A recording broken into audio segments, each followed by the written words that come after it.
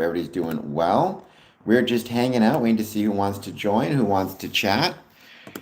Normally, I do these streams Mondays through Fridays, 1 p.m. and 1 a.m., uh, with a break on weekends. However, today is the 21st of February, and as you may know, on the 21st of February, or 21st of every month, I should say, I always try to do something special. In this case, it could be a longer live stream. It's going to be definitely longer than normal, but we're just going to hang out, see who joins, and see who wants to chat.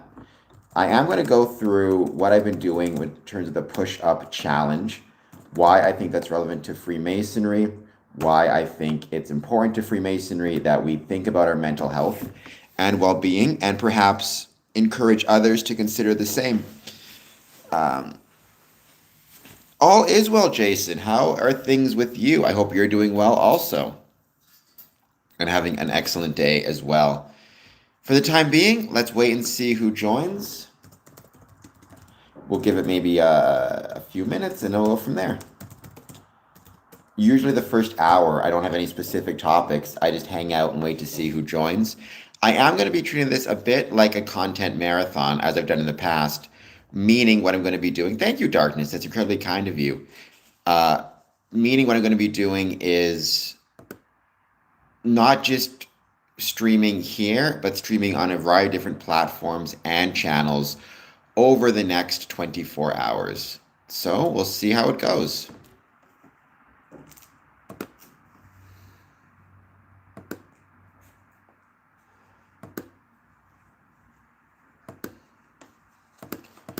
Start with this. How's it going, Dream Seeker? I'm doing well. How are you? Do you find being kind boosts your mental health?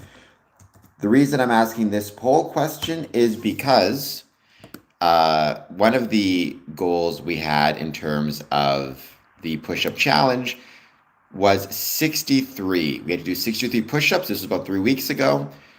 Today's push-up goal, or the push-up goal, was 63, which represented the 63% of adults who say being kind boosts their mental health. So there you go. I'm going to make this a question on my X as well, X/Twitter, if you guys want to find it there. I think we in Freemasonry have many opportunities to practice and promote kindness, and I hope that we take advantage of those, both in the formal structure of the lodge, which means, for example, making sure that we are checking in on brethren in lodge to see how they're doing. If they mess up or struggle, do we forgive them and try to work with them to make things better, or improve, take a few extra minutes, even an hour or two, to mentor them and help them. And outside of lodge, are we practicing kindness to our brethren by checking in on them, especially if we haven't seen them for a while? It went well. It was 170, which was actually definitely the largest number so far. I did it in front of the Museum Windsor, which today is celebrating its 10th anniversary. So that was really fun as well. And also the Windsor Aquatic International Training Center.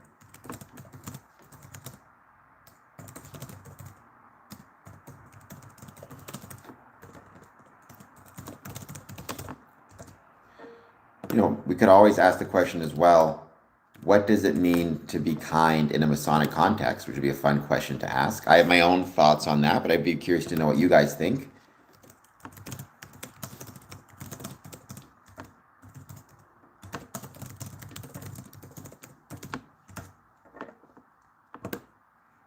Okay.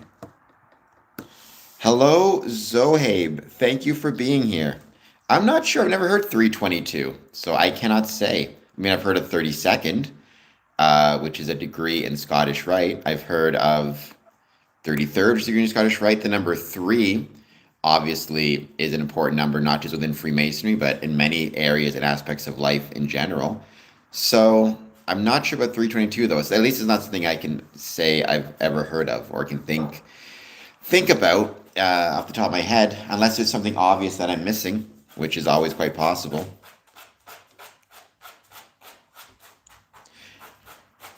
So right now, we're just hanging out, waiting to see who joins and who wants to chat. Anything you guys want to talk when it comes to Freemasonry, let me know. Let me know what you guys think it means to be kind in a Masonic context. I'd be curious to know. Hold on just one second. Actually, let me put that in the stream here. No worries, Zohabe.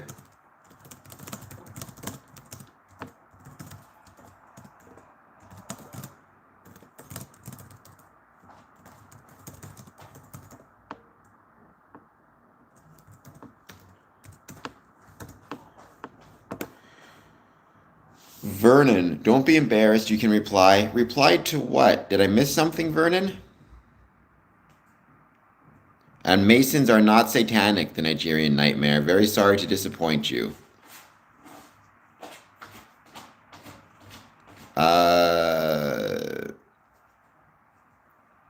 Sorry, Vernon. I do not know to what you are referring. But we're going to hang out. We're going to wait to see who joins. Please take a moment to hit that like and subscribe button. 21st of the month, which means we are going to have a longer stream, a content marathon. Try to produce content across as many different channels as I can and see who wants to hang out.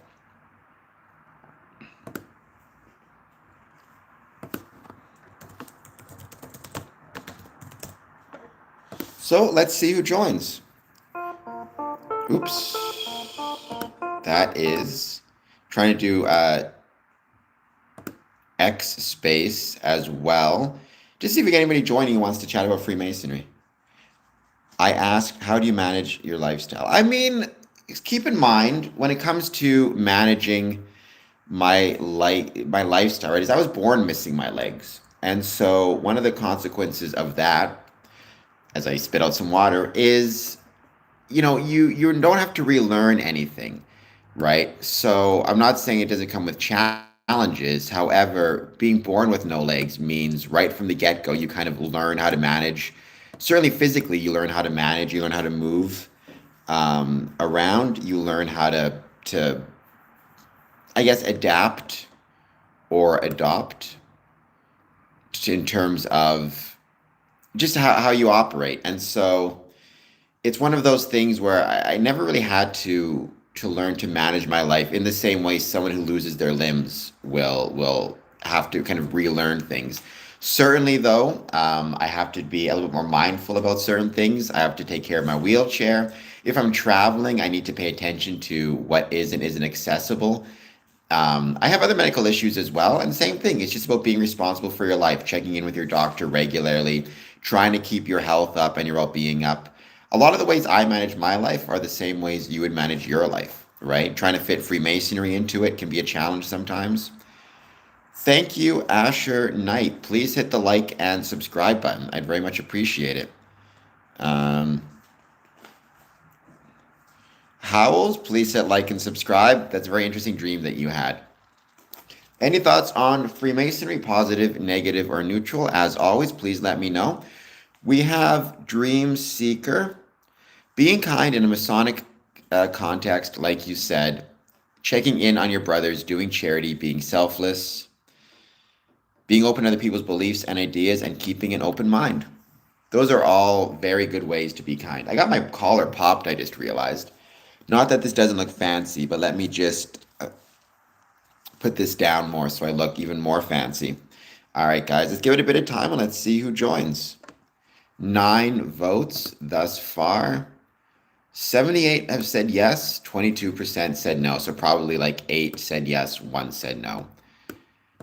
60, I asked that question because early on when I started this push-up challenge, the push-up goal was 63, which represented the 63% of adults who say being kind boosts their mental health.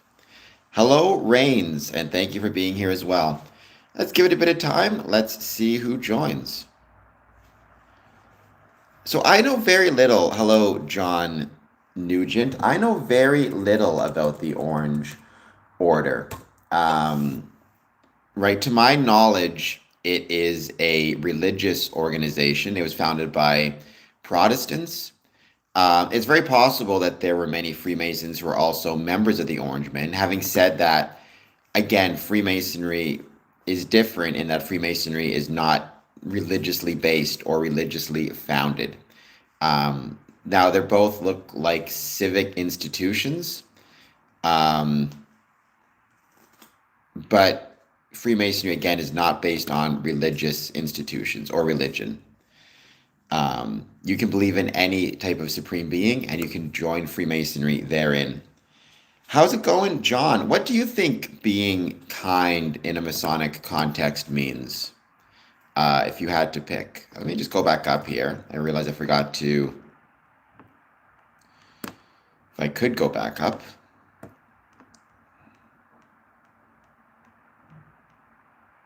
Oops. Here it is. Replace pin message. Alrighty.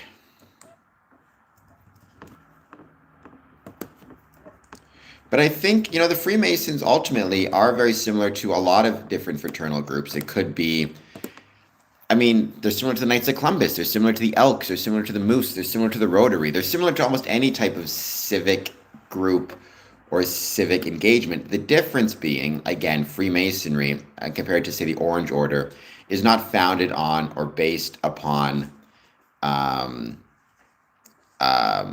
religion or religious affiliations. Quality sauce, that is definitely not the case. That's a very weird thing to say, but no. Being kind has nothing to do with liking Epstein, I will assure you of that. Freemasonry, as I've said many times before, has nothing to do with Jeffrey Epstein. Epstein was not a Mason, nor, to our knowledge, was anybody who was on the island, quote unquote, was part of Epstein's island. I have. I'm just too busy, Dream Seeker, but it's something I consider. By the way, Dream Seeker, do not forget March 28th, 2026, 9 a.m. to 11 a.m. We are rocking out our special event at the Windsor Masonic Temple from 9 a.m. to 11 a.m. Dream Seeker, I hope you can make it. I still got your coin. It's ready for you. Again, I can mail it to you. But if you're going to drop off a painting, then I can just wait until you drop off the painting and give it to you then. But I've definitely considered joining the shrine, sure. He was not, Big Nose. He was not. Attire is casual. Yes, very casual. So very, very casual. What I can do maybe is I can bring you... I'll make sure to have the coin with me then. If you want to bring your painting then as well, we can show it off. Encourage people to check it out. That'd be kind of fun. All right. Being kind boosts mental health. Yes are much higher in the lead than no, which is a very good thing. I'm very happy to hear that. By the way, happy anniversary to Museum Windsor, which today celebrated. Why would you use my profile pic? That's weird. Or why would you use my picture? Today is the 10th anniversary of the Museum Windsor.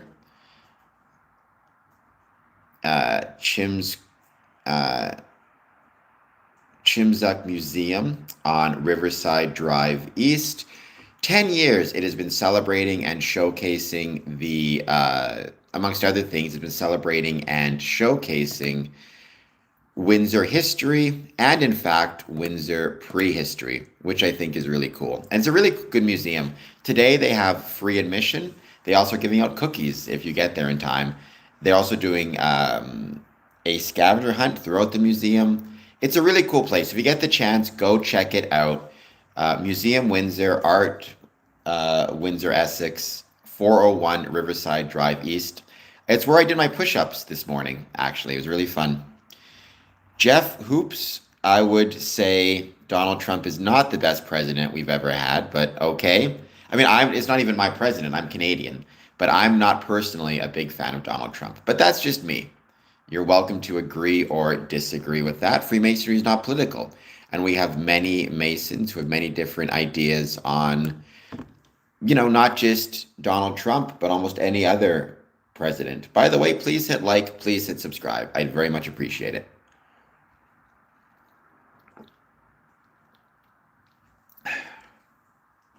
I know that we may have some even Masons coming in from the States on the 28th in the morning. So,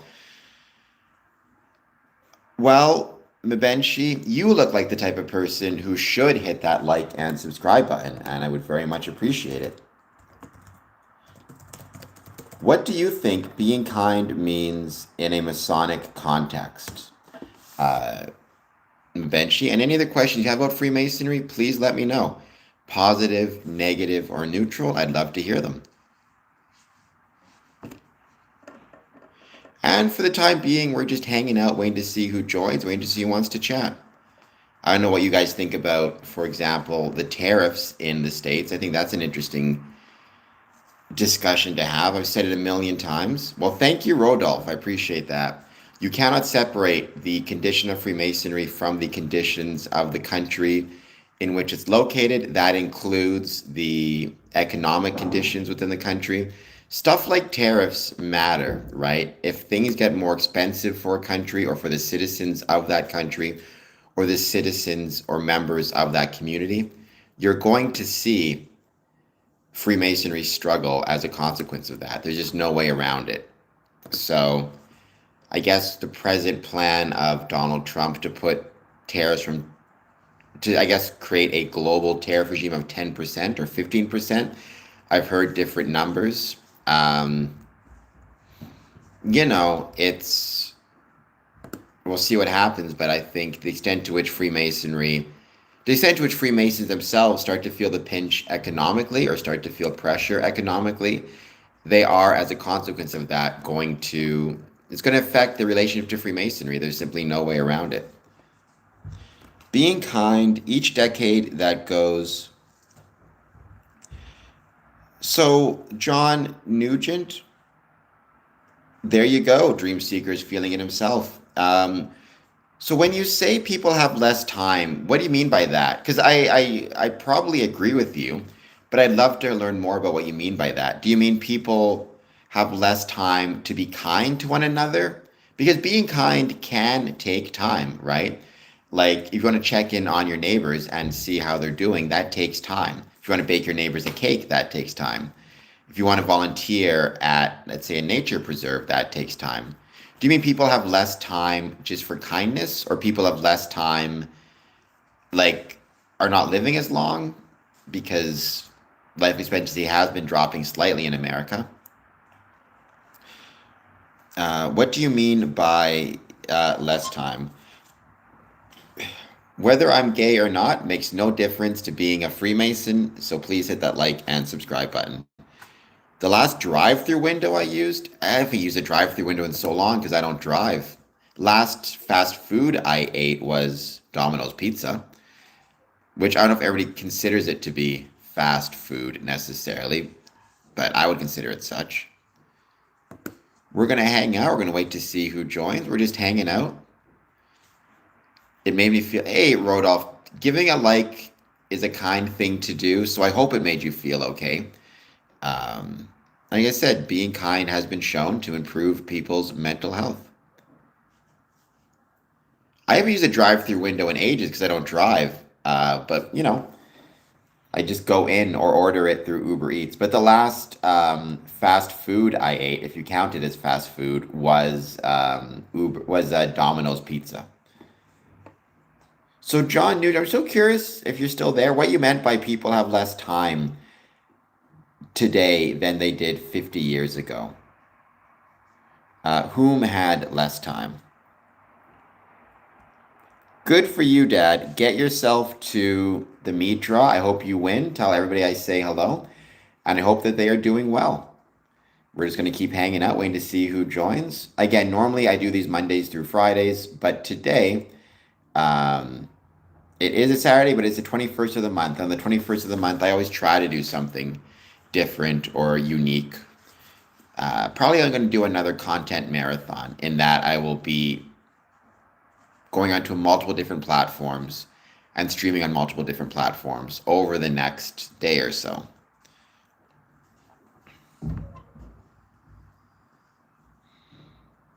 Interesting. We got 20 votes.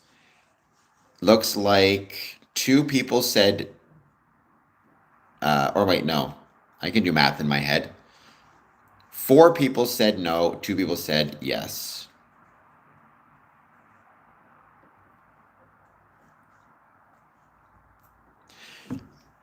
I would hope that we would want to be kind. If for no other reason, then it's just valuable to be kind. But of course, Freemasonry encourages kindness. I would ask again, if you have any thoughts as to what it means to be kind in a Masonic context, please let me know.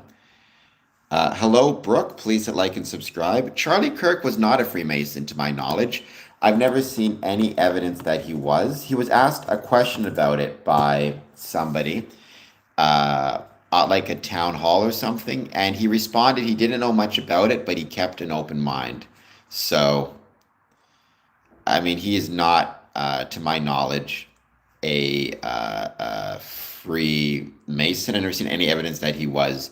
You say yes. What are you basing that on? What is your evidence for such a claim?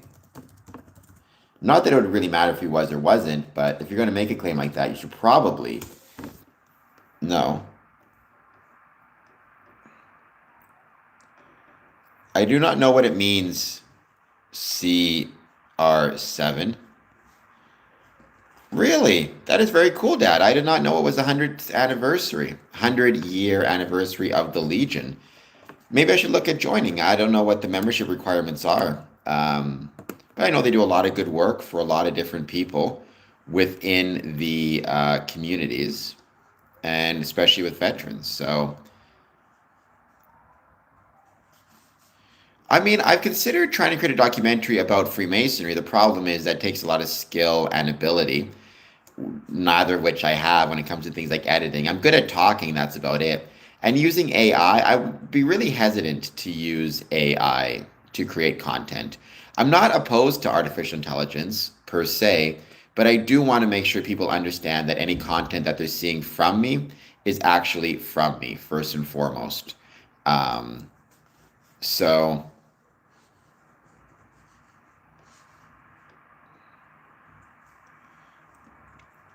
So Epstein is not a Freemason. It's not about admitting or not admitting. It's just about the truth. And the truth is Epstein was not a Freemason, was never a Freemason, nor is Ghislaine Maxwell, despite what some people say.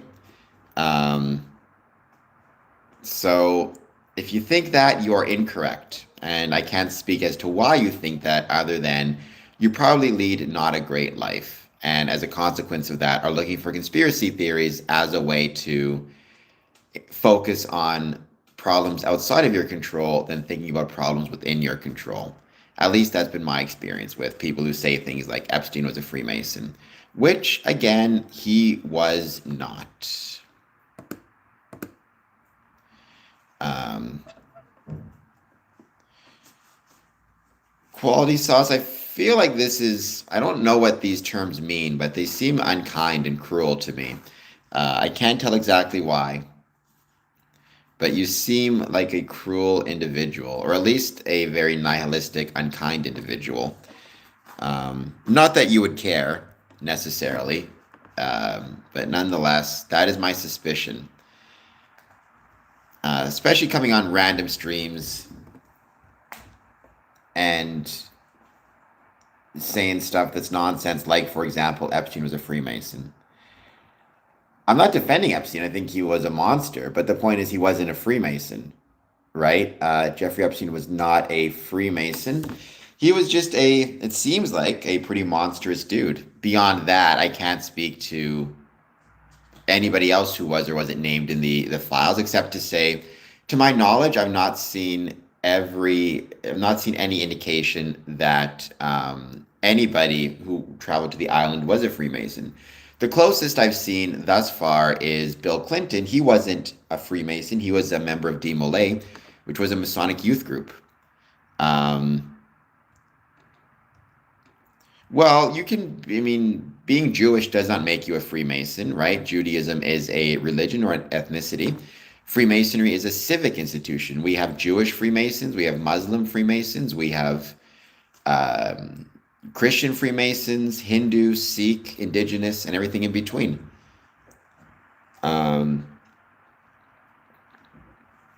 no, Odin, again, to my knowledge, none of them were. At least I've not seen any evidence that any Freemasons visited the island or were connected to Jeffrey Epstein. So you can take that for whatever it's worth. If I was Jewish, would it make a difference? And why would it be relevant? Right? Whether one is or isn't Jewish is completely irrelevant to whether one is or is not a Freemason. So, Freemasonry has practiced for centuries tolerance, religious tolerance, ethnic tolerance, tolerance of different socioeconomic statuses, age, political beliefs, as well as religions, ethnicities, skin color. I think one of the most beautiful things about Freemasonry is the fact that what matters is that you are a good man and true, right? Whether you are Jewish or Christian or Hindu or Sikh or Muslim, you judge a person by his actions and what's in his heart, not his ethnicity. Um,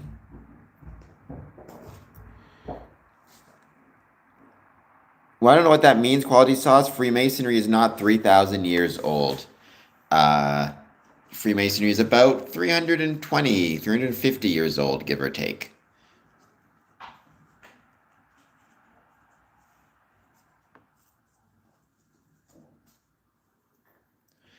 So we're going to hang out, wait to see who joins.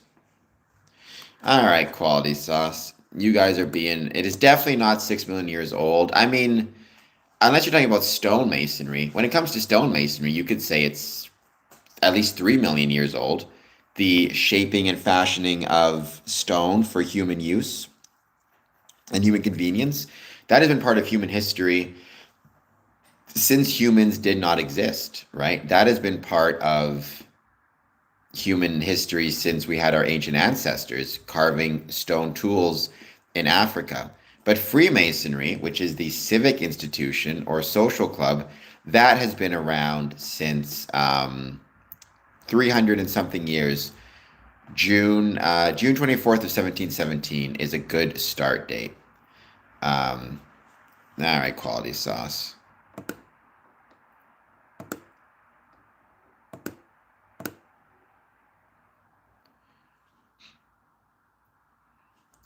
Odin, you don't know how the world is going to end, and you don't know the future. Nobody does.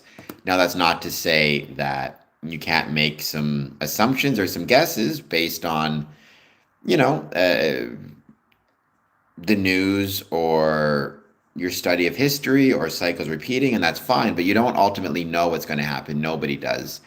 And if you think that you do know what's going to happen, then may I suggest you seek professional help. All right, guys, we're hanging out, waiting to see who joins. Interesting, we're still at 80-20. So the people who say being kind did not boost their mental health, what do you find boosts your mental health and makes you feel better?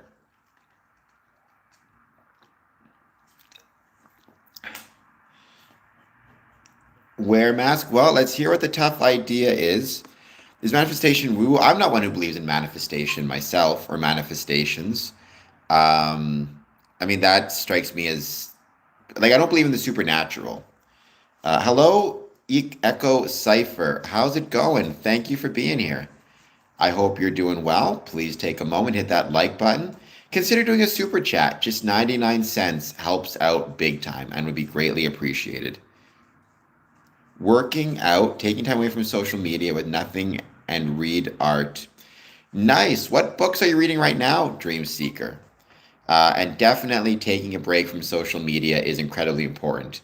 I'm one of those people, right, who like, I'm always talking about the value of being on social media. I'm on social media all the time, but that doesn't mean that you should put being on social media ahead of your mental health, right? And if you find you're struggling with your mental health for whatever reason, then by all means, take a break. It's incredibly important.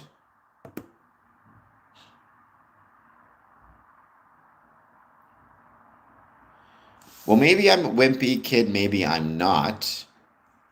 But I'm not quite sure what is meant by that. Well, did you hit the like and subscribe button? IRAP? That's the better question. And are you gonna give me a 99-cent super chat? Because that would be an even better thing to do if possible. We're gonna give this a couple more minutes. Let's see who else joins. Joins in, hangs out. I'm talking about all the different push-ups I've been doing. As you know, I've been taking part in the push-up challenge. I have a playlist where I record my push-ups every day, Mondays through Saturdays, basically. Every day is a different number of push-ups, which is meant to represent a different statistic relating to mental health and well-being. And we're doing a total of 2,000 push-ups in the month of February in honor of or to represent the 2,000 lives lost worldwide every day to self-harm. Funny Republican, I've been doing a bunch of push-ups. Have you been following me them? How do I pay? I mean, you just go to the super chat button. You do a 99-cent super chat. It'd be grateful. Or, I mean, a dollar, whatever amount you want. But you should have a button in there that says, like, it looks like a dollar sign type of thing. So I hope that you'll check that out.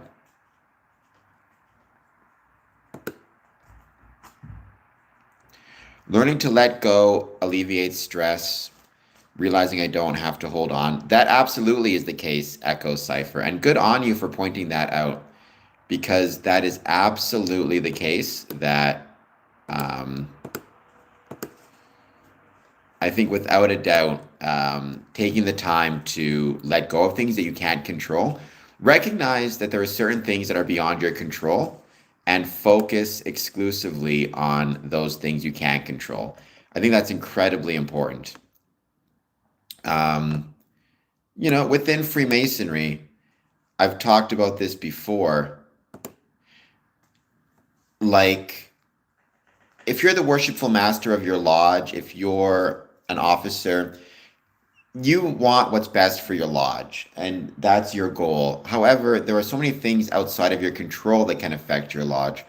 All you need to do, and all you can do, is control what you can control, right? Controlling the controllable, that's a really valuable lesson that I think people need to learn, need to remember.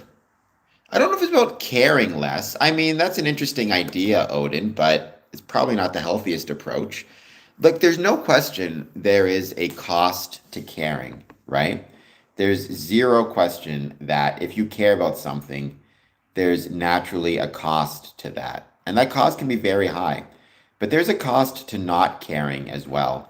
It's the old pessimistic idea, right, of better to how do people describe it, right? People will say, if you don't care about things, you never get hurt. In my experience, that usually doesn't work. You can't trick yourself or fool yourself into not caring, right? If you care about things that you care about, you can't force yourself to not care, despite the fact that you may try your best. And ultimately, trying to force yourself to not care about things usually just increases the hurt that you feel. Um,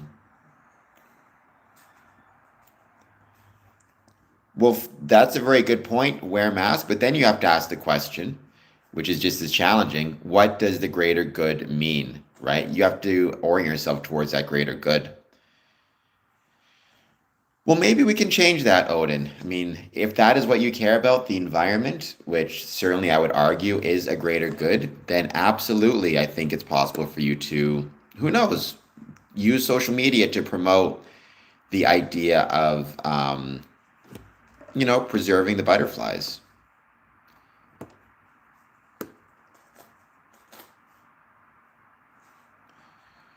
Odin, you got to start saying some different things. Otherwise, it gets kind of uninteresting quickly. I appreciate you being here, believe me, but saying the same things over and over again becomes much less interesting over time.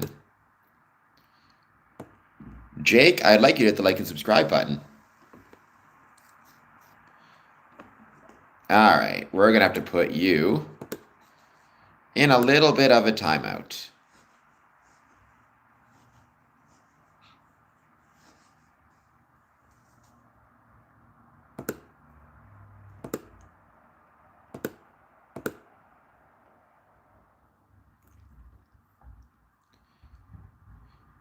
Well, then hit the like button and consider doing a 99-cent super chat. All right, we are hanging out. This is a special stream talking about the push-up challenge I'm involved in and all of the different, all of the different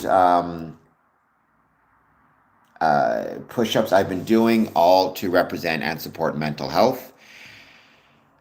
And within that context, the different lessons and statistics and questions even about how we as Freemasons can support both our mental health of our brothers, and the mental health of the community. The first thing I noted there was 63. Right, the first day of the challenge, I did 63 push-ups, which represented the 63% of adults who say being kind boosts their mental health. Hence the poll question: do you find being kind boosts your mental health? And hence the pinned comment: what does being kind in a Masonic context means to you? No, Funny Republican. Hitting 50 is perfectly fine. Stargirl, welcome. Thank you for being here.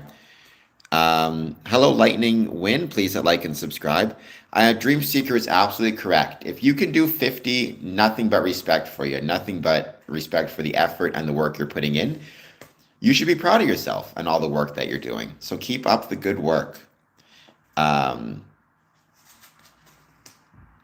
Stargirl, you are welcome. Firm kindness and sometimes rough is, there's definitely a place for kindness. Doesn't mean you can't at times be firm if you feel as though your boundaries are being, let's say, disrespected. You absolutely have a responsibility to protect yourself and be kind to yourself as well, right? Being kind doesn't mean sacrificing your own peace for everybody around you. You absolutely have the right to try to set boundaries and expect them to be respected. And sometimes that requires being firm. But even in the process of being firm, you can still be kind. Well, Lightning Wing, every day, Mondays through Saturdays, Sundays a rest day, I've been doing push-ups in honor of the push-up challenge supporting mental health and Canadian Mental Health Association. If you get the chance, I usually do them around 10 a.m. Hit the like button, hit the subscribe button, then turn notifications. And when I'm doing my push-ups, you'll see me doing them. And if you can just do, 5 on your first day, 4 on your first day, 2 on your first day, hey, at least you did more than 0. And you keep growing from there. So, don't do anything that's going to necessarily cause you harm, obviously, right? Talk to your doctor. We don't want you pushing yourself so hard that you injure yourself, but just do your best. I think in the Masonic context, being kind would be, and it depends on the individual, but encouraging others. I think that's a great answer, Crystal Lynn. I think that's a great answer. Doing push-ups that encourage others, encouraging others and encouraging yourself. Being kind to others and yourself by encouragement, I think, is a really good idea. Well, the weights experience, I would say that's a very unkind statement. You may not want to be around your high school friends, and that's perfectly fine. People change, people grow. You can sometimes grow out of, for example, high school friends. It's perfectly fine. But I don't know if I'd call them losers.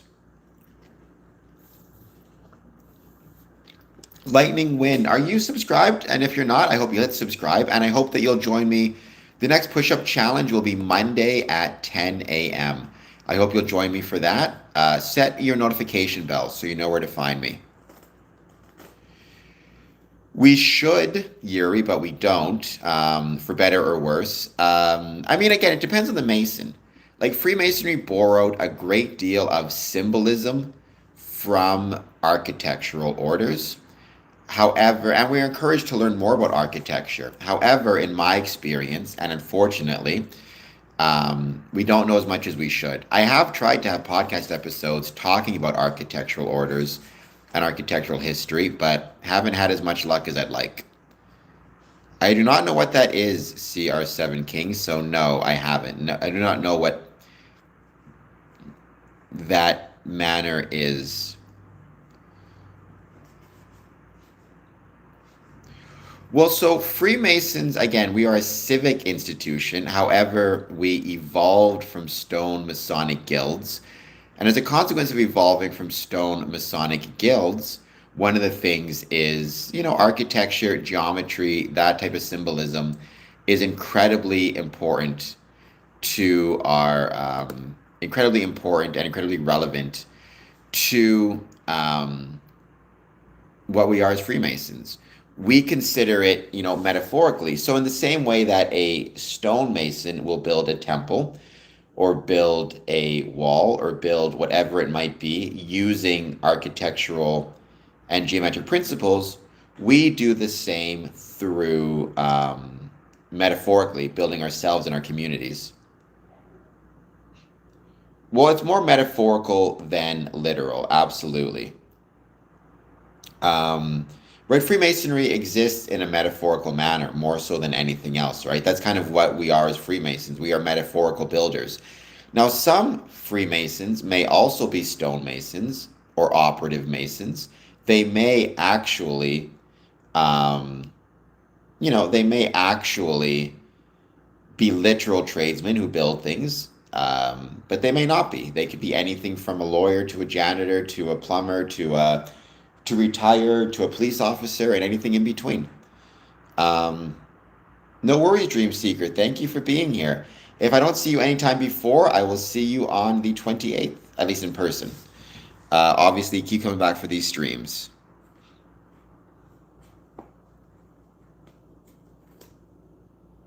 Hello, Samuel Westall. Thank you for being here. Please hit like. Please hit subscribe. I'm 2 subs away from 3,580 subs. I've been there forever. It's driving me crazy. I just want to get to my 3,580. So help a brother out. Literally help a brother out. Hit the like and subscribe button. Share this stream. Keep commenting on my videos. That helps majorly. And I hope everybody is doing well.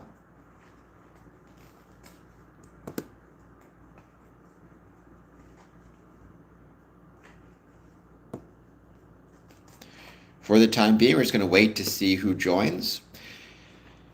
I'm going to ask another question about mental health shortly, so just wait for that. Well, thank you, Dark Sphinx. Please hit like and subscribe. I'd very much appreciate it.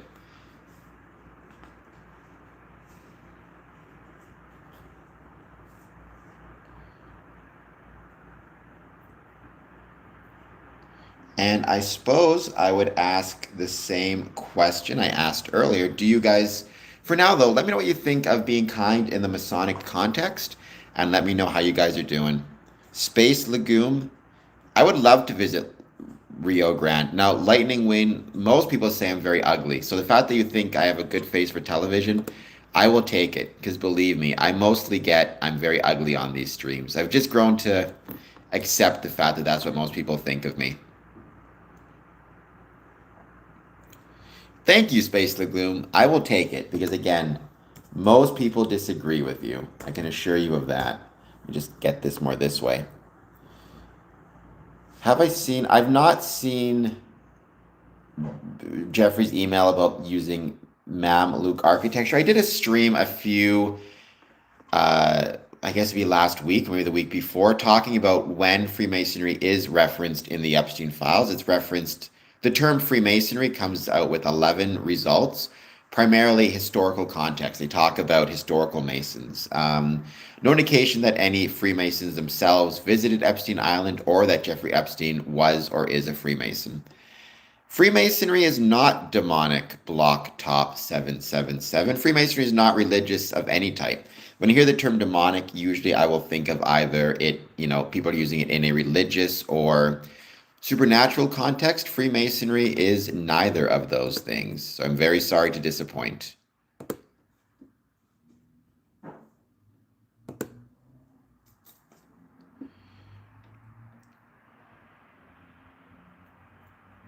Well, he can say, first of all, I've never seen any evidence that he said that or where he said that, so I think that's full of baloney.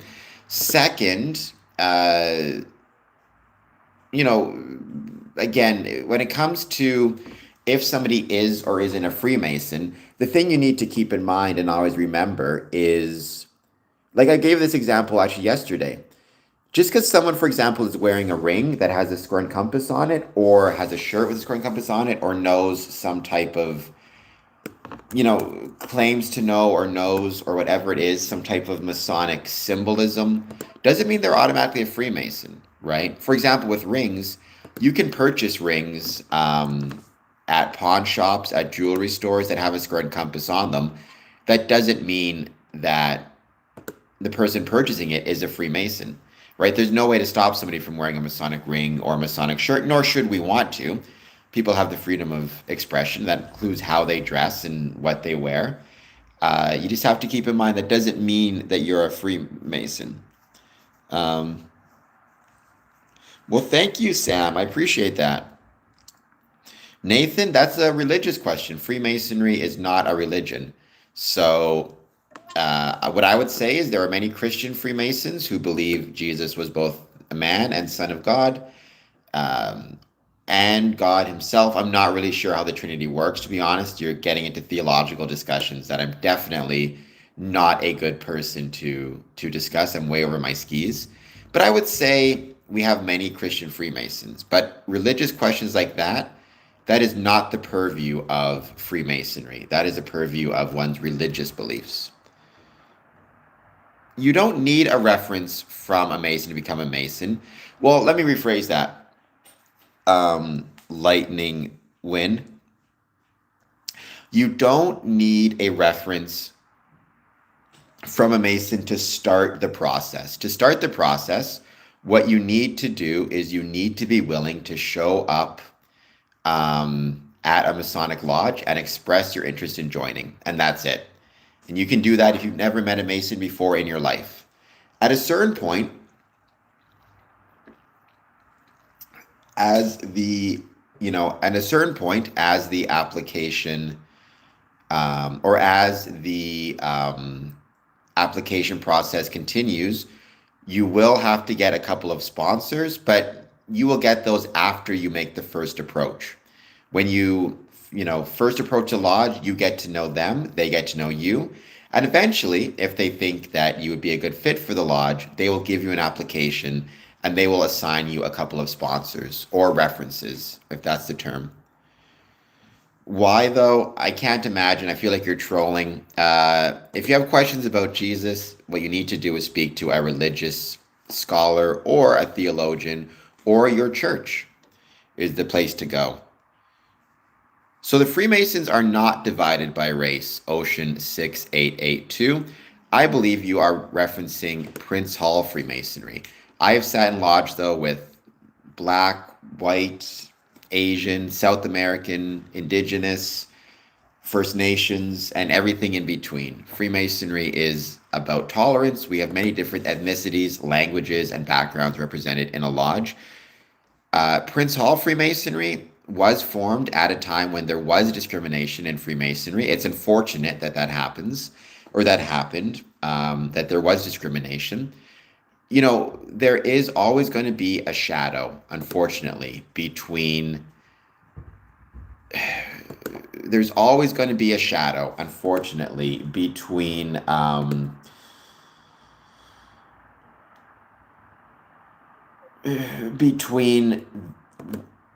the, I'm trying to think of the best way to describe it. There will always be a shadow between the best intentions of people and the application. I mean, the example I always use is, George Washington, who was a Freemason. He wrote, amongst the other founding fathers, that they hold these truths to be self-evident, that all men are created equal. And yet he owned slaves. That doesn't mean that the statement is not without merit, and does not present a guiding star at which we can orient ourselves. In the same way, just because Freemasons did not always live up to the goals and did not always live up to the best aspects of themselves and the order, it doesn't mean those best aspects did not exist or were not worth celebrating. I do not know what that means, Anonymous. Please hit like and subscribe. Freemasonry is work. There's no question about that. I like God-fearing people just fine, the Waits experience. That's a foolish statement. Ocean, many people recognize me. Why though? Don't get into fist fights with anybody. That's silly. I'm a master mason. I've been through all three craft lodge degrees under emulation ritual. However, I don't discuss any specifics about Freemasonry in terms of the rituals, except to say that there is nothing I've ever seen in any ritual that is illegal, immoral, or against one's civic, religious, or political uh, duties, or I guess civic, religious, or any familial or any other type of duties they may have. So, um, maybe there is one, maybe there isn't one, Nathan. Who knows? Who knows? You have to join to find out for sure, because I'm not going to tell you.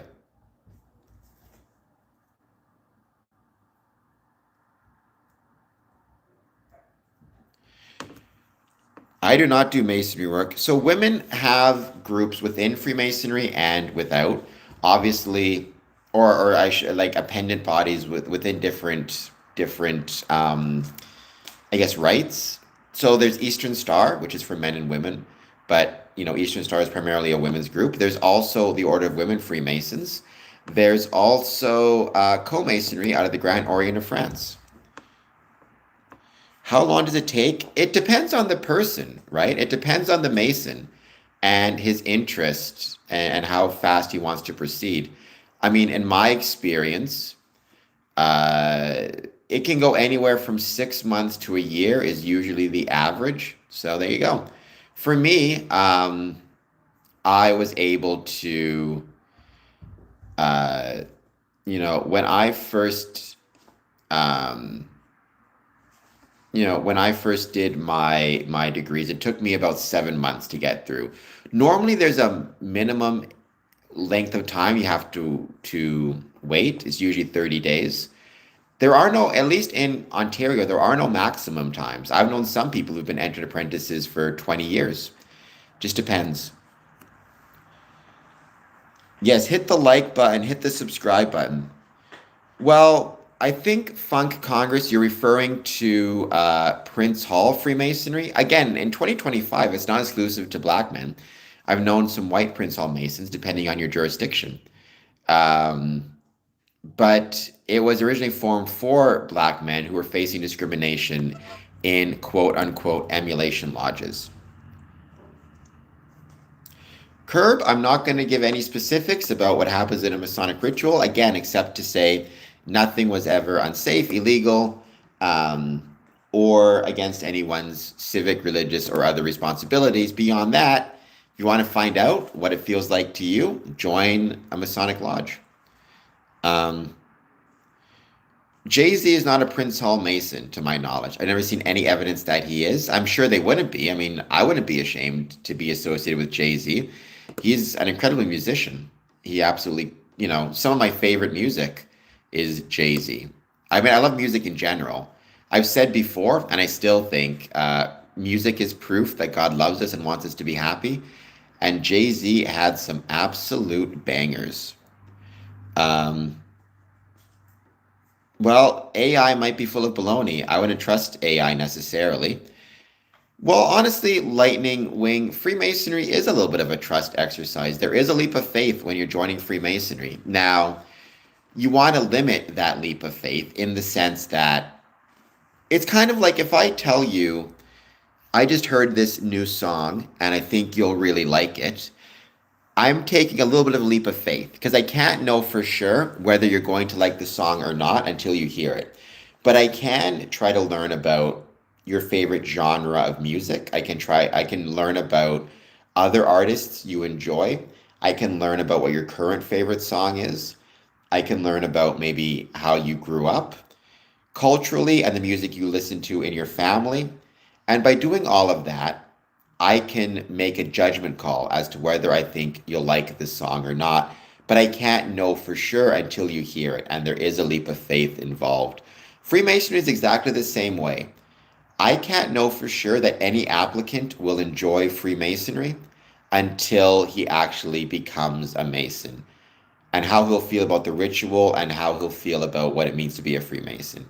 What I can do is, based on my own experiences within Freemasonry, get to know an applicant, learn more about him, learn why he wants to join, learn what he thinks about Freemasonry, learn what he hopes to get from Freemasonry.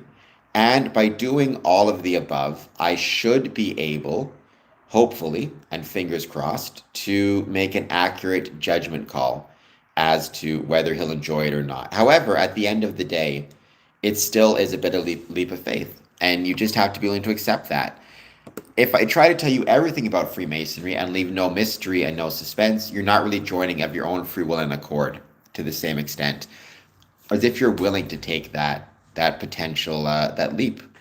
But again, you can understand, and I've said this before, within Freemasonry, there is nothing I've ever seen, any rituals, that is illegal, immoral, or against one's civic, religious, familial, employment, or other duties.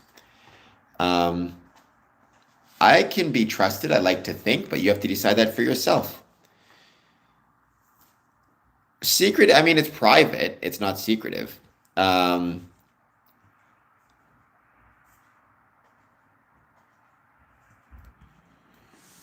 All right. Well, I'm still here, and I'm still here, so clearly I didn't die. So I guess you can take that for whatever it means. I will say, Charles Bukowski once said, and I thought it was really cool. Charles Bukowski once said, "You have to die at least a few times before you can live," which I guess every Freemason may understand why that's a very relevant quote. Knowledge of our own mortality, being aware of our mortality, is absolutely, I think, an important element of what it is to be human, and being willing to actually consider mortality, actually meditate upon what it means, the fact that we're going to die. I think is a very valuable lesson. It's not an exclusive lesson to Freemasonry. I mean, the Ernest Becker Institute, right? I've never had to do anything severe, and I know the secrets. So there you go. What is a sacrifice, Lightning Wing? I mean, within Freemasonry, all you sacrifice is your time. That's about it, right? And I mean, there's dues. Beyond that, we're not sacrificing goats, despite what the internet may say. Again, I've never had to do anything quote unquote severe. So anybody who thinks that is part of it is full of baloney. Um, well, I mean, I guess Bukowski would disagree with you, but even if you are a Christian, again, I'm not a theological expert, but it seems to me fairly obvious that you still have to consider your mortality, at least within this sphere of existence. Now, obviously, within the Christian context, to my understanding, there's the belief in eternal life, but that's of the spirit, not of this physical body. And recognizing that we have a limited time here on earth, that we don't get to be here for long, I think a big part of that means we need to recognize and understand and remember that we do have a limited time here on earth. Whatever happens in the next life, that doesn't mean we have eternal time here on earth. And maybe it's pretty valuable to consider how we can best use our time here on earth. Well, Funk Congress, you don't have to associate with me. Don't apologize. You're welcome to go wherever you so choose.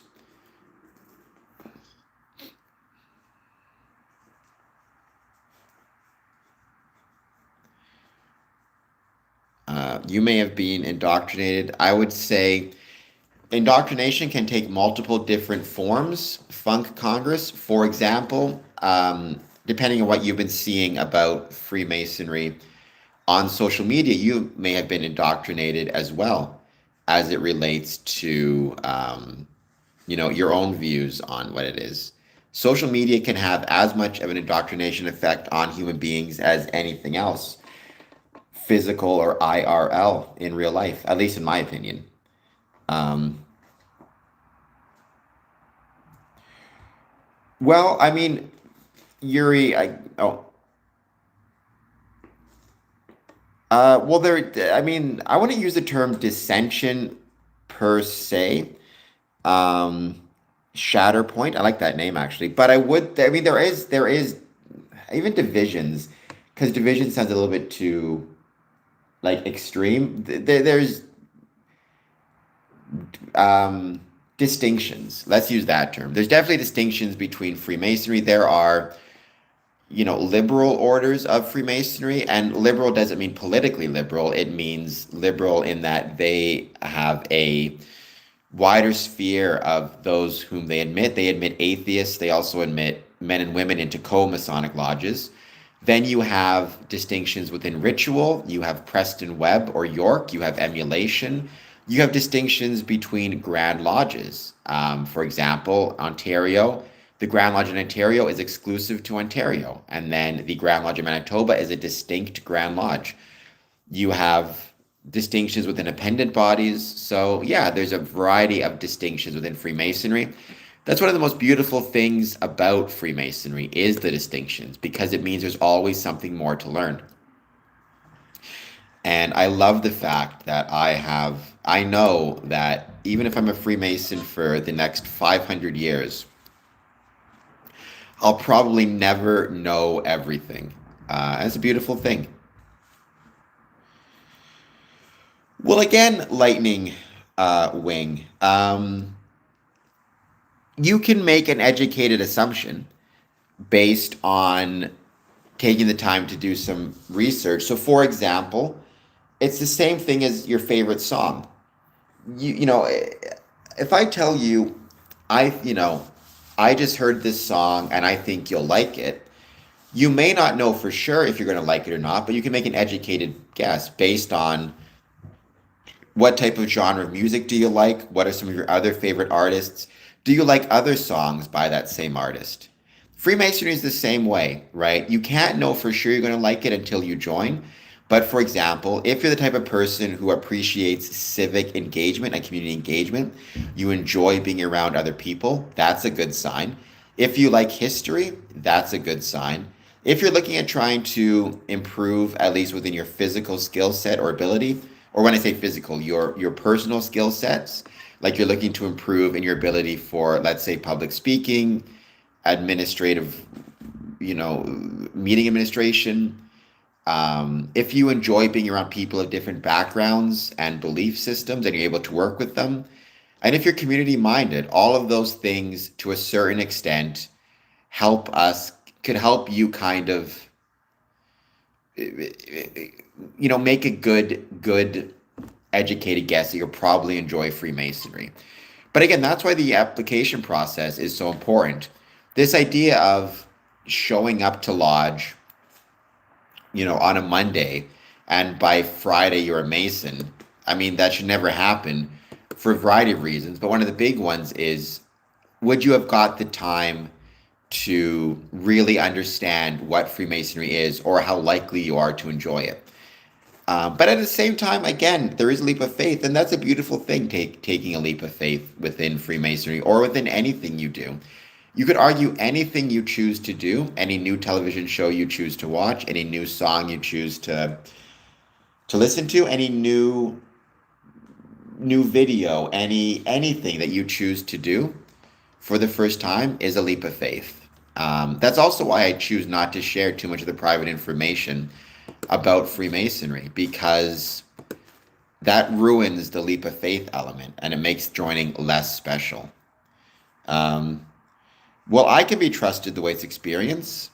My name is, please hit like and subscribe. Mr. Cowan, I hope you're doing well. All right, we're going to switch it up. So I'm doing the push-up challenge. Every question I'm going to be asking has to do with mental health, because the push-up challenge is meant to support mental health awareness. So the next question is going to be, Because after I did 63 push-ups, the next day I did 75 push-ups because 75% of lifelong mental health conditions develop before the age of 75. Know anyone who developed a mental health condition before age 25? Oops. Let's see if I can do this correctly.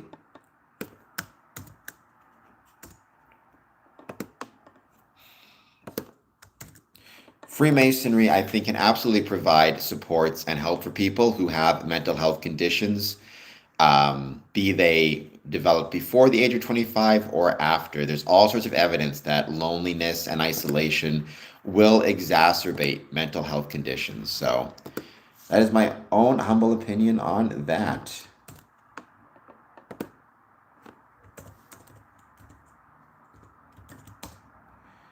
And for the time being, we're wait to see who joins. Please take a moment, hit that like and subscribe button, and thank you all for joining.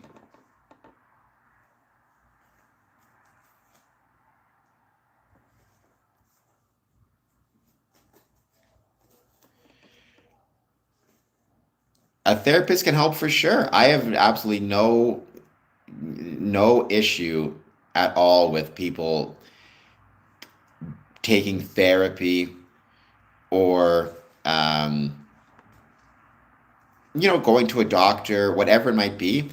What's important is that you, first of all, recognize there's zero shame in having a mental health condition, whatever that mental health condition might be.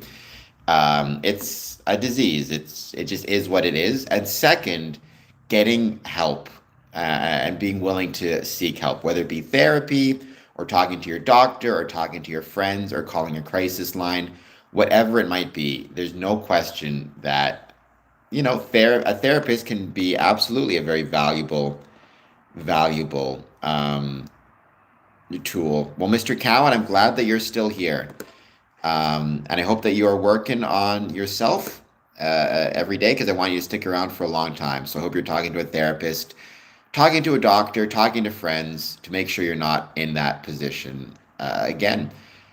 And I hope you never are. All right, guys, please take a moment, hit that like and subscribe button. I am one subscriber away from 3,580 subs. So, well, I mean, a lot of people have depression or other mental health conditions. Again, it's nothing to be ashamed of.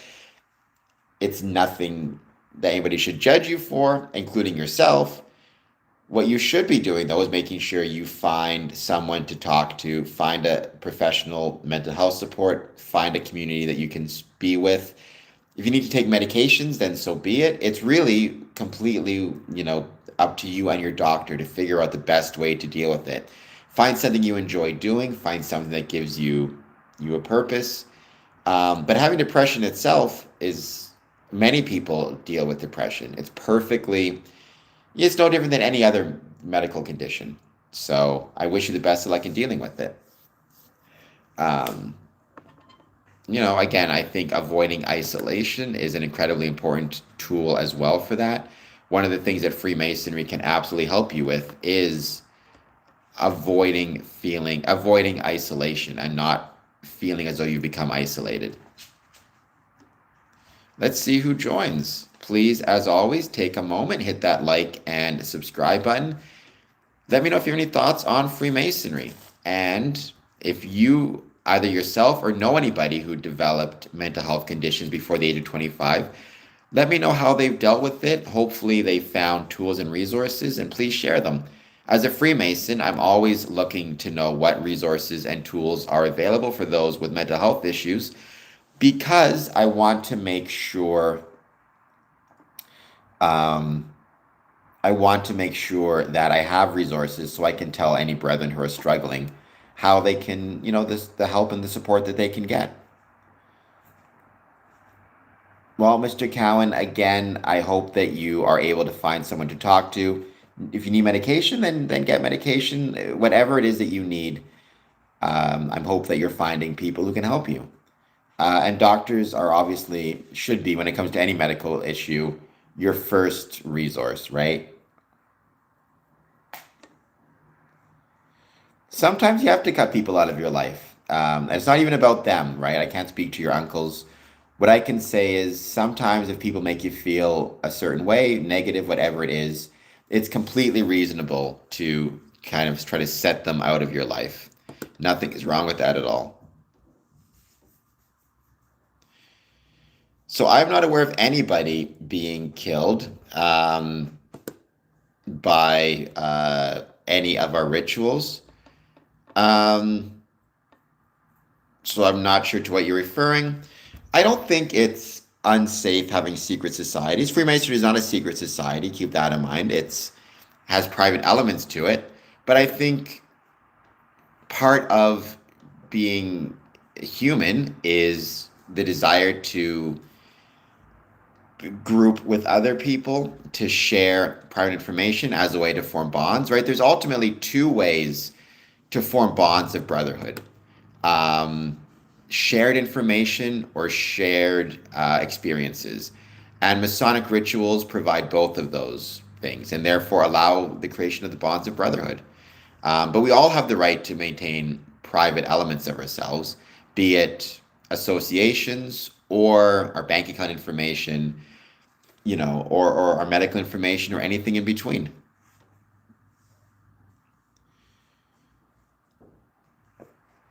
Well, I mean, if it was separate from official Masonic ritual, then I'm not sure it's fair to compare the two.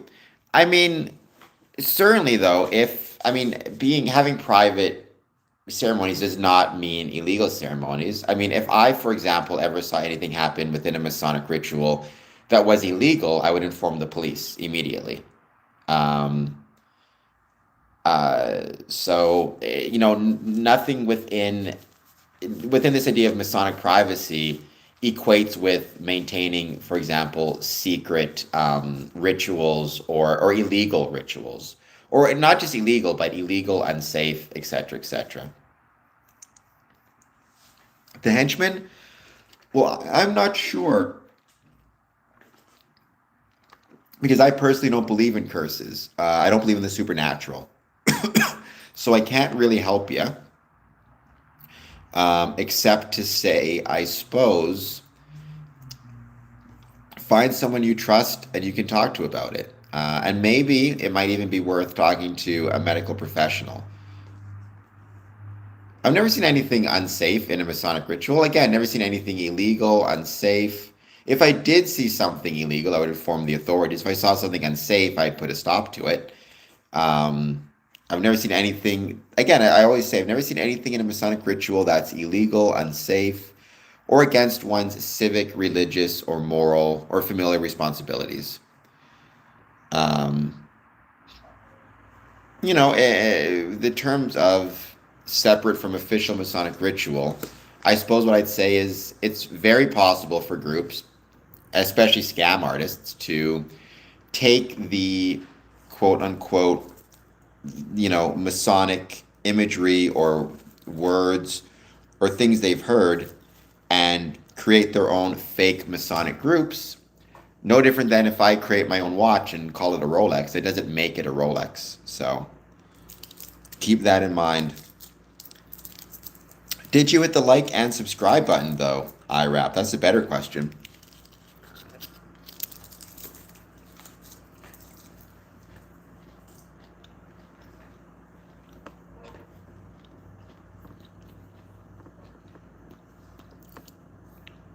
We got the 100s. That might be your friend and mine, Smokey the Clown. I hope you guys are doing well. Thank you all for being here.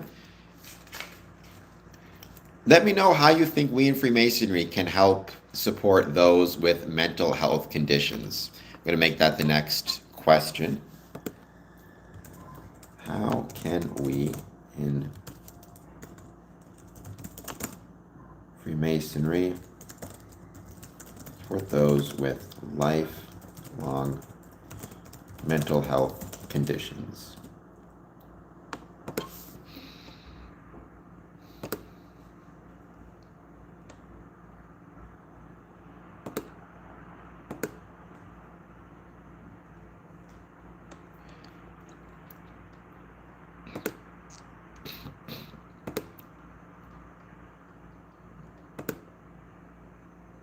right, for some reason this isn't working, so be it. Let's see if I can unpin this message. And then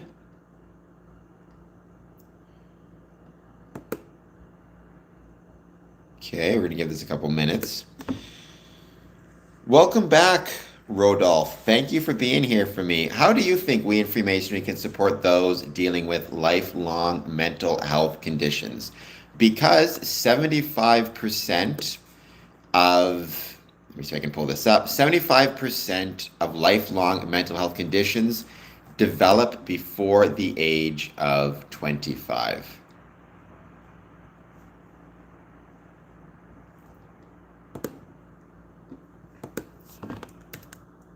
Let's try this one more time.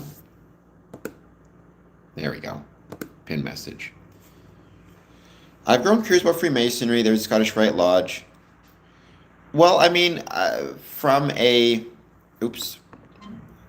Hi, this is unrelated. Thick Nectar. If you want to join the Masonic Lodge, it's a pretty, the way you start or begin the process is actually fairly straightforward. What you need to do is you need to just approach the Masonic Lodge. You can send them an email, give them a phone call, or just knock on the door. Express your interest in joining, give them your contact information so they can contact you back, and then that's it. That's how you begin the process. Now, the process may go on for a few weeks or even a couple months or longer, depending on how busy the lodge is. But you start by taking that first step and approaching them. So, Shatterpoint, I'm not sure what your religious denomination is, but once again, Freemasonry welcomes men and women, but men of all different religions and religious beliefs.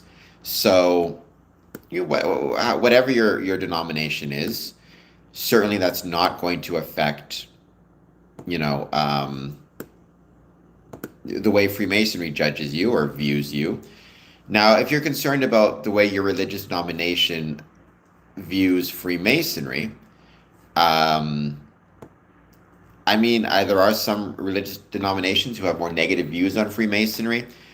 We don't share those the opposite way. I mean, I have no issue with any denomination, the religious domination. What I'd say is, if you're concerned about your religious domination and how it will affect Freemasonry, the best thing you can do is speak with your local religious leader and ask him to explain, ask him about, or talk to him about your desire to join Freemasonry. And I guess depending on what he says, you can make your choice from there. Certainly, you should always focus, I would say, if you are religious and that's a very important part of your life, then it's absolutely fair to try to take a few moments to think about what your religious leadership will say. That's true, but there are many Catholic Freemasons. I've known many Catholic Freemasons, to be fair, so you need to keep that in mind. Wow, it has been a while, Peter Kuzmov. I'm doing well. How are you doing? Thank you for being here once again. I'm doing good. Let me know what you think we as Freemasons can do to help support our brethren who are dealing with mental health conditions. Maybe there is, maybe there isn't, Rodolphe. You got to join to find out.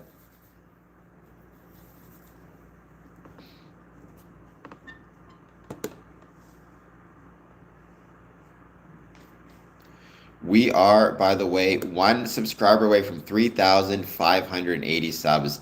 I've been stuck just below 580 for a very long time. So let's see if we can get above that here.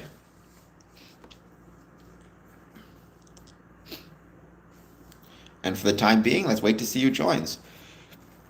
By the way, don't forget to hit that like button and subscribe button. Consider a super chat. I don't know, Peter. I think the last time you were here, I had not yet been monetized. So since then, I've actually got myself monetized, which is pretty awesome. I get both ad revenue and I'm able to get super chats. So consider just doing a 99-cent super chat would be greatly appreciated.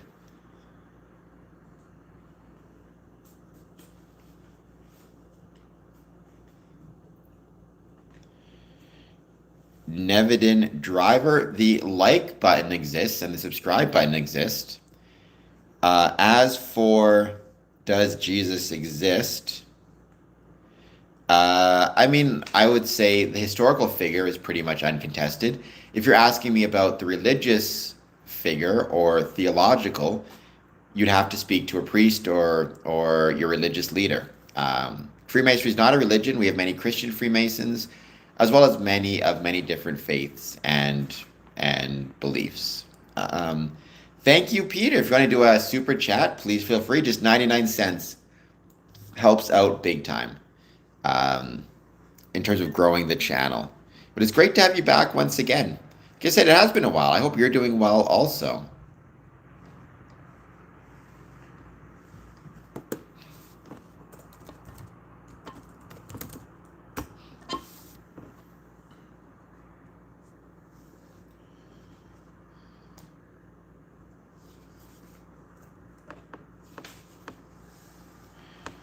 We're just going to wait to see who joins and who hits that like and subscribe button. Normally I don't do these streams on the 21st, but on Saturdays, excuse me, but because it's the 21st and that's one of those days where I try to do something special all the time, I figured why not jump on, see if I can do a bit of a maybe content marathon. Aniket, I do not know who Daru is, but please hit like and subscribe. I would be greatly appreciated.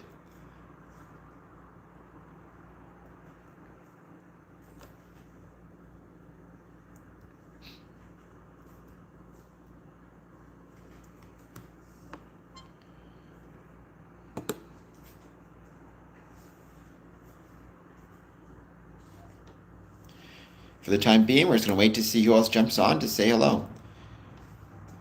Well, I don't, I think that's my pronouns. I guess it'd be he, him. So there you go.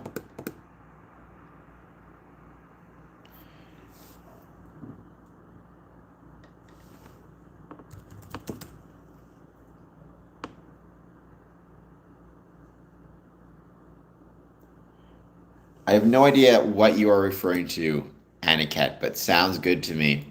You do you. I mean, whenever you're purchasing anything, there's usually some taxes imposed, I suppose. If not a actual financial tax. Thank you, Peter. That is very kind of you and much, much appreciated. I've been publishing a few more things also on Medium. So if you get the chance and you want to check that out, it's been a little while. I got to honestly try to post a few more things, but I am posting some stuff about Freemasonry once again on Medium. So I appreciated your help with Medium as well. You wrote a great article for me. What was it? 2 years ago? A year and a half ago?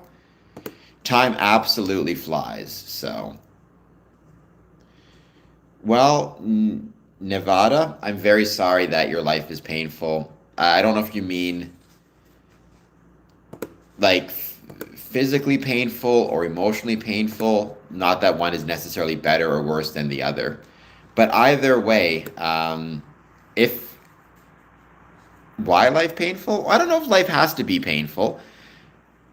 I mean, there's never going to be a moment, there's never going to be a life that is completely free of pain, either physical or emotional. And there's a reason for that from an evolutionary perspective, right? Like, if we existed without pain, we would never know when we're injured, when we're harmed, when we're hurt. We would, and therefore we'd be far more likely to die much earlier than otherwise or have significantly reduced qualities of life because we would not recognize when we're injured or harmed, right? If we are in pain, let's say we get a cut and then we're in pain from it, the pain is a warning sign that we need to bandage it to stop the bleeding, lest we're not able to recover. So a life without pain would probably be a very short life. And emotionally, it's kind of the same thing, right? A life without emotional pain it would mean we would be easier to have, be taken advantage of by others, or we would not be paying attention to problem areas in our life because we would not feel the pain of those problems. However, in a more general sense, the question of why is there suffering in the world, which is what I think you're really getting to, I don't know. I think that's a theological question. I think Freemasonry can't answer the question of why is there suffering. It can encourage you to keep on building your metaphorical temple or your community despite the suffering, or to persevere through the suffering, which I think is a very good lesson, perseverance. So, hello, Carthacan. Thank you, Peter. No, it's going very well, and you're a big, big supporter of that and a big help with that. So, thank you so much. Chili head? Chillhead? Okay, first of all, there's no shame in having a panic disorder or any mental health condition. Good on you for talking about it, and I hope that you found supports to help you deal with the panic disorder, whether it be mindfulness practices, meditation, or anything in between. So I wish you the best of luck with that. Thank you for being here. Let me know if you want to say some of the things that you did that helped you deal with those panic attacks or anxiety attacks. I mean, it could be chillhead. I have no idea if schizophrenia is or is not tied to Alzheimer's. I can't really say. Hello, Aniket from Boston. Thank you for being here. I guess what I would say, though, is when it comes to different mental health conditions, there's absolutely a place for and with Freemasonry that can 100% help people, I think, mitigate the effects or delay the effects of, for example, Alzheimer's. Taking the time to study, to be around other people, to socialize. I don't think there's any question that those things help mitigate the effects of Alzheimer's. Like, I'll give you one example. My dad reported being concerned about potentially getting dementia or Alzheimer's as he gets older. And his doctor told him, just make sure you're always around people or around people every day, because that way, if they start to notice something is wrong, they will communicate that to you and you can come back and see me. Well, what if you're isolated or live alone or don't have close neighbors? Who is around to monitor you as you get older? And the answer is hopefully your Masonic brothers. So, well, Shatterpoint, again, I've known many Catholic Freemasons. It's absolutely the case that many Catholics have concerns about Freemasonry, and I think that's unfortunate, but I have no issues with Catholics or Catholicism, and certainly when it comes to, for example, Catholic Freemasons, I know many of them. Um, Again, if you're not comfortable joining Freemasonry, that's certainly within your right, and that's perfectly reasonable. But I would say I would not rely on necessarily what others are telling you about it. I'd rather you take some time to explore it yourself by going to a Masonic lodge and expressing your interest, would be my advice. But you should do what you're comfortable doing. Um, I absolutely agree.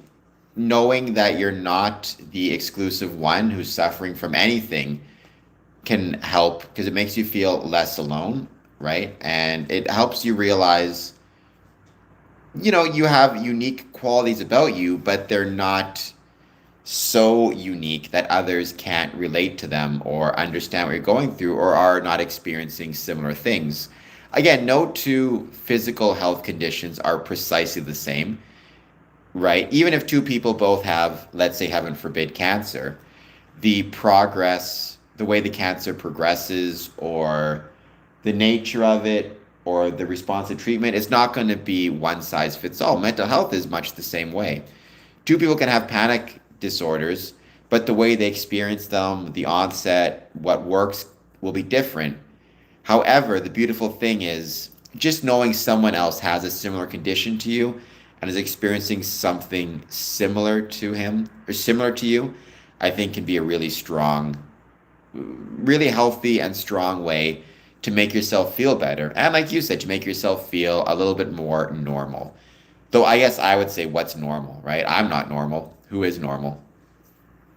Um, and if therapy works for you as well, then more power to you. Nevada, I mean, I hope you're not experiencing body shaming. I mean, believe me, on this stream, I deal with body shaming all the time. People always say I look ugly.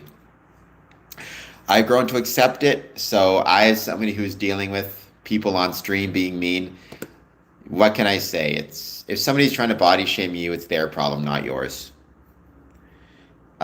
In the meantime, though, please take a moment, if you are just joining us, to hit that like button, hit that subscribe button, and thank you all for being here.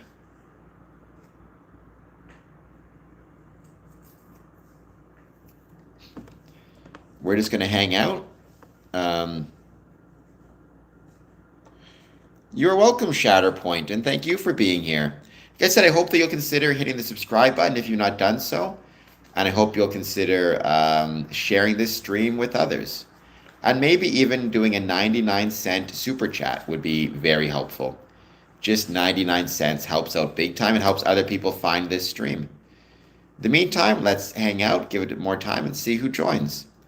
Again, 75% of lifelong mental health conditions develop before the age of 25. So keep that in mind. That doesn't mean every lifelong condition. That means pay attention to how you're feeling at every age. And if you feel like you need help, make sure that you seek help, be it professional or otherwise.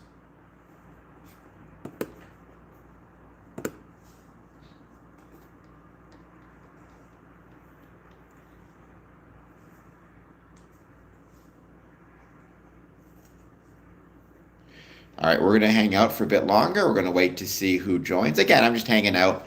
Normally, I do these streams Mondays through Fridays, 1 a.m. and 1 p.m. However, on the 21st of every month, I try to do something different and unique. In this case, it's another stream or content marathon. So let's see who joins.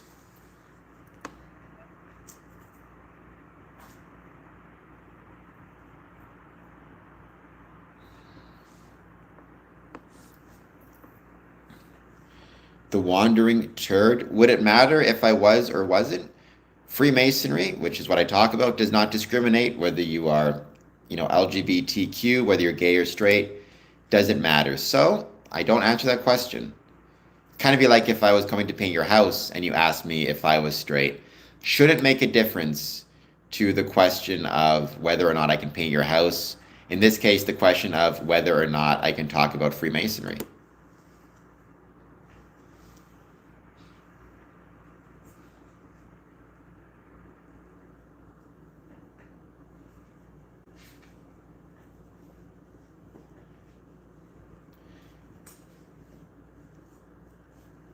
Yeah, I've sat in lodge with gay people before. I've sat in lodge with many gay people before. So yeah, it's fine.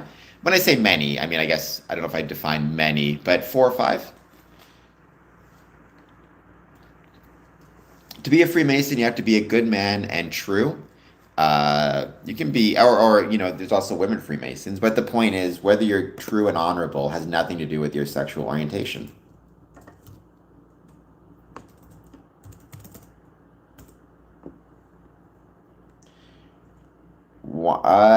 Well, so that's a political question, whether I'm a Trump supporter or not. There are some Freemasons who are Trump supporters. There are some Freemasons who are not. For me, personally, I'm not a Trump supporter, but that's my opinion.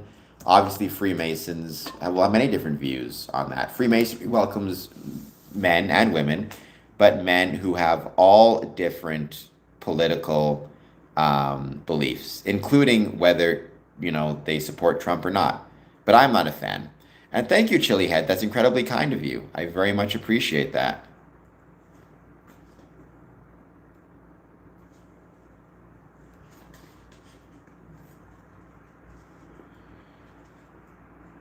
So Freemasonry is a civic or community group that has existed for approximately 300 years.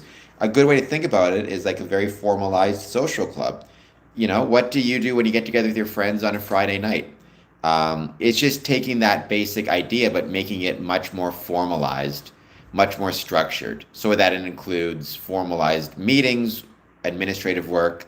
We have our ceremonies or rituals in which we bring in new members into the group. But ultimately, I mean, very often Masons will engage in charity work. Very often Masons will engage in community service work, visiting sick brethren in the hospital, supporting families, creating like a safety net for those who are struggling. There are many ways that many things that Freemasons do. Ultimately, what you can say is Freemasons try to build a better world through the application of brotherly love, relief, and truth. So you can take that for whatever it's worth. Ultimately, though, if you're interested in learning more, find a Masonic lodge within your area and approach them.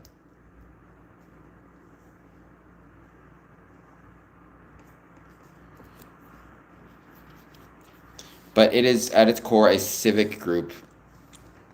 Barf, man, okay. I don't disagree necessarily with you, but I will say is please hit the like and subscribe button to everybody watching this. And thank you, everybody who's been here so far. By the way, thank you to the very awesome Ann Arbor Masonic Lodge for welcoming me to their double first degree, which is a blast. All right, let's get a bit more time and let's see who joins.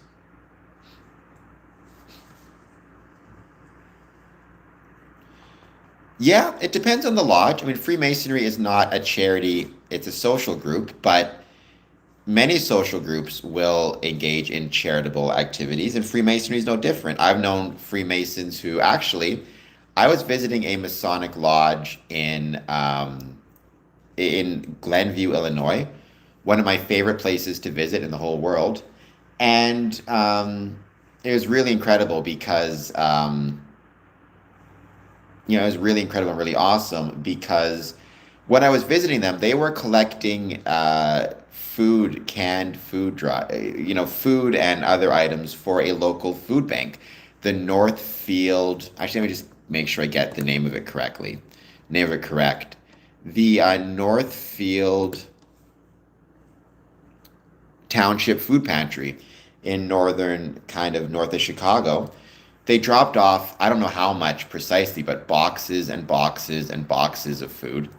Uh, and that's an example of charitable engagement. I know many of them will donate to, again, food banks, they'll donate to women's shelters. Right now in Ontario, we're raising money for the Ronald McDonald House as well as hospice care. So, yeah, absolutely. I mean, Freemasonry, it does place an emphasis on being charitable and not charitable to, exclusively your fellow brothers, although you're certainly expected to be helpful towards them, but to the community at large, which is, I think, one of its greatest strengths. So, once again, please take a moment if you are just joining us, hit that like button, hit that subscribe button, and thank you all for being here.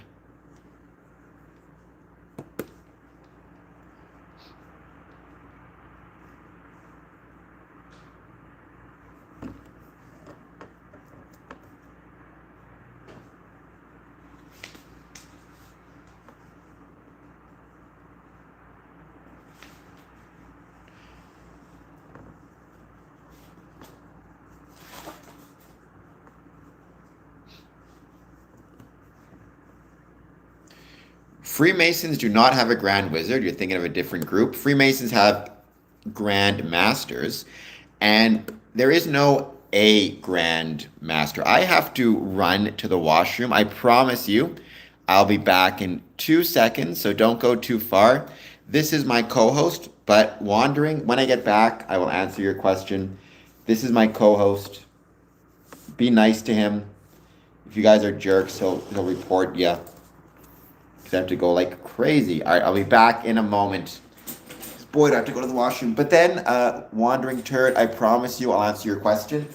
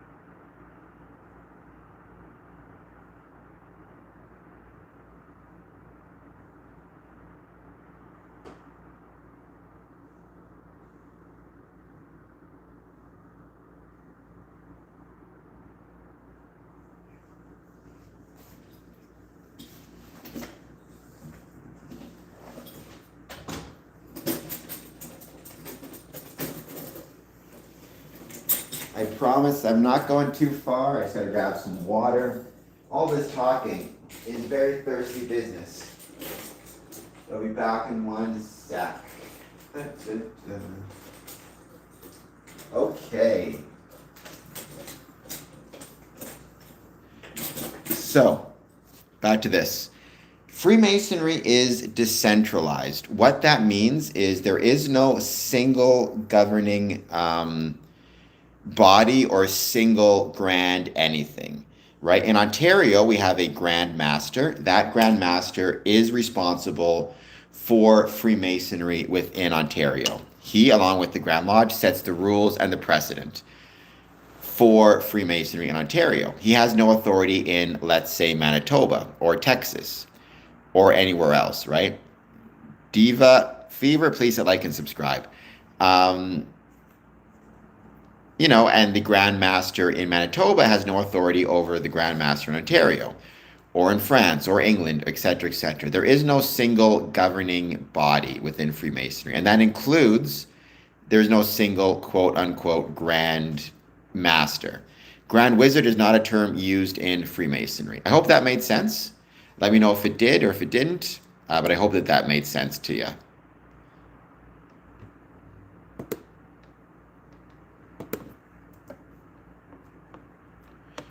Well, you kind of, yeah, Freemasonry, I don't know what that would even mean. I mean, Freemasonry is not going to tell people what they can and can't do outside of a Masonic lodge. I mean, you have a life, you have a family, you have work, you have whatever else it is that you have, right? I mean, within Freemasonry, right, one of the kind of tenets is that your work and your family come first, whatever that looks like. And that includes, for example, having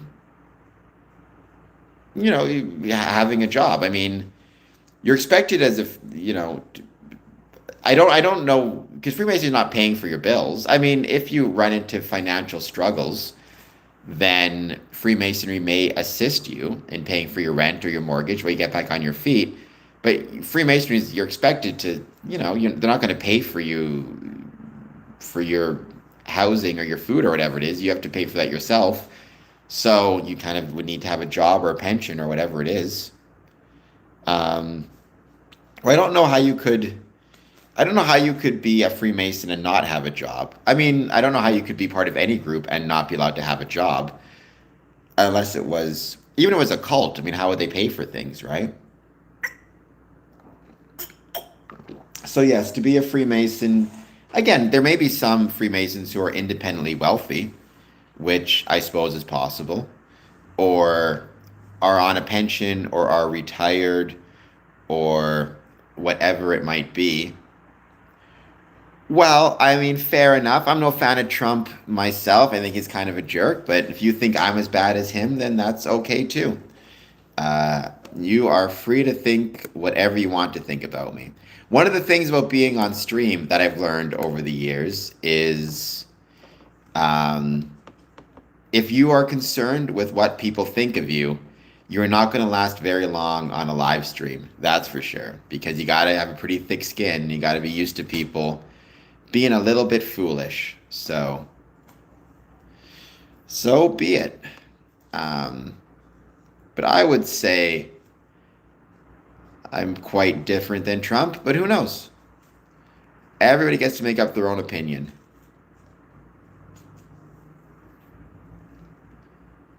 But yeah, Freemasonry is not a profession in and of itself, so certainly the majority of Freemasons, again, unless they are independently wealthy or retired or have some type of pension, are going to need to have some type of job to support themselves and their families. And certainly Freemasonry would expect you or would expect the member to put their employment and their family ahead of Freemasonry. Practically speaking, I kind of consider those to be one and the same in a lot of ways, in that presumably the reason that somebody is working is for is for the sake of their family, right? The reason they have a job is because they want to make sure they can put a roof over not exclusively their own heads, but the heads of their wife and their kids. And so a lot of times Masons will say your work and your family come first. Uh, but really, I'd say honestly, for most people, work and family are kind of one and the same. At least you do the one exclusively to support the other. JG, that's a weird question. I've never heard of any Masonic lodges supporting abortion clinics financially or any other way. Freemasonry is not political. The question of abortion is a political question. And so I'm sure there are many Freemasons who are pro-life. I'm sure there's many Freemasons who are pro-choice. I've never asked about it in a lodge. The extent to which any Mason individually supports or does not support an abortion clinic is up to them and wouldn't really be the business of the lodge. But because it's a political question, I can't imagine any Masonic body supporting an abortion clinic. I personally, for whatever it's worth, am pro-choice, but that's me. I don't speak for Masons when it comes to what they think. There are some who probably agree with me, and there's some who disagrees with me, and anywhere in between. Um,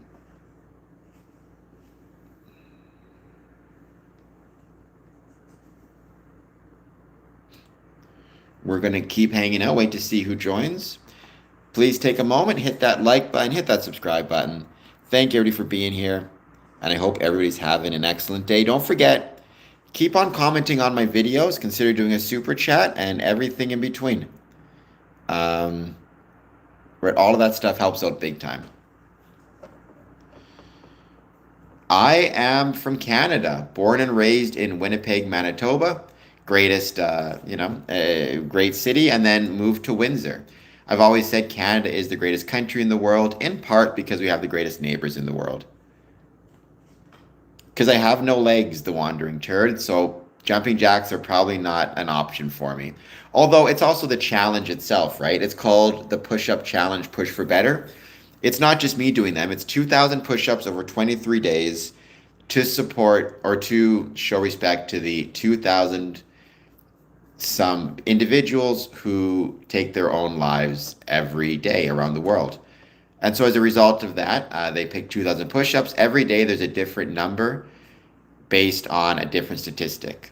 So for example, right now I'm asking about under age of 25 because a couple weeks ago I did 75 push-ups in one day because over 75% of lifelong mental health conditions develop before the age of 25. Yes, 2,000 push-ups over 23 days. Today I had to do 170, and my arms are feeling it. I mean, Pablo, if you're from Albania, then you should absolutely feel like Albania is the greatest country on earth. I'm a firm believer that wherever you live, you should be proud of that. And I think that's even more so true for Freemasons, right? I absolutely think that Freemasons should support and should love their country, either the country in which they are living or the country in which they are a citizen. Not in one go, no. I mean, it's anywhere between, like every day it's a different number, and every number has different relevance to mental health. The push-up challenge is run by the Canadian Mental Health Association. I have no issue with pharmaceuticals. I mean, you can discuss business practices, etc., but when it comes to medications, I think if they're necessary, then they're necessary. They should be taken as prescribed by a doctor. But it's run by Canadian Mental Health Association. I'm from Winnipeg too. I've always felt that I have freedom of speech. Here I am talking right now, speaking away. So, I can't speak to how you feel, but I am Transcona boy, born and raised in Transcona. Went to Murdoch McKay Collegiate. Moved to Windsor in 2006 and have been here ever since. But yeah, Canada is the greatest country in the world. Now, in part, I will say, I think one of the things that makes Canada the greatest country in the world is because we have the greatest neighbors in the world. I love the United States, but I also love Canada.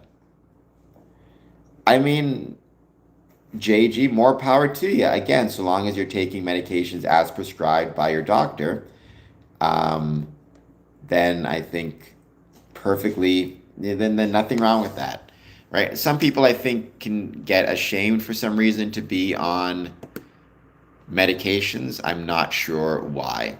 Um, it's like anything else, right? If you need it, you need it.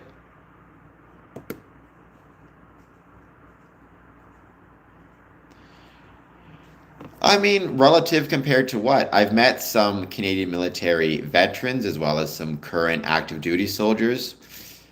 They don't strike me as weak, particularly. I wouldn't want to get into a fight with those guys. I'll assure you of that. The Wandering Turd, I'm not sure what you mean by that. Do you mean like who would I prefer? Because I would prefer Carney. Again, that's a political question. Freemasonry is not political. I can just give you my opinion, which is I would prefer Carney to Trump. Um, okay, well, I don't know what that means again in terms of 28th out of all countries. There's a lot of countries in the world. 28th doesn't sound that bad to me, to be honest. Plus, I mean, I don't know if the issue is how strong our military currently is or what our capacity is to grow our military quickly. I suspect we may have pretty decent manufacturing capabilities if necessary to produce a lot of relatively fast. I mean, look at America before World War II started to just a couple months after they first got into the fight. The amount of planes and other equipment they produced in an incredibly short period of time was pretty short period of time was absolutely staggering. So good on them for that, right?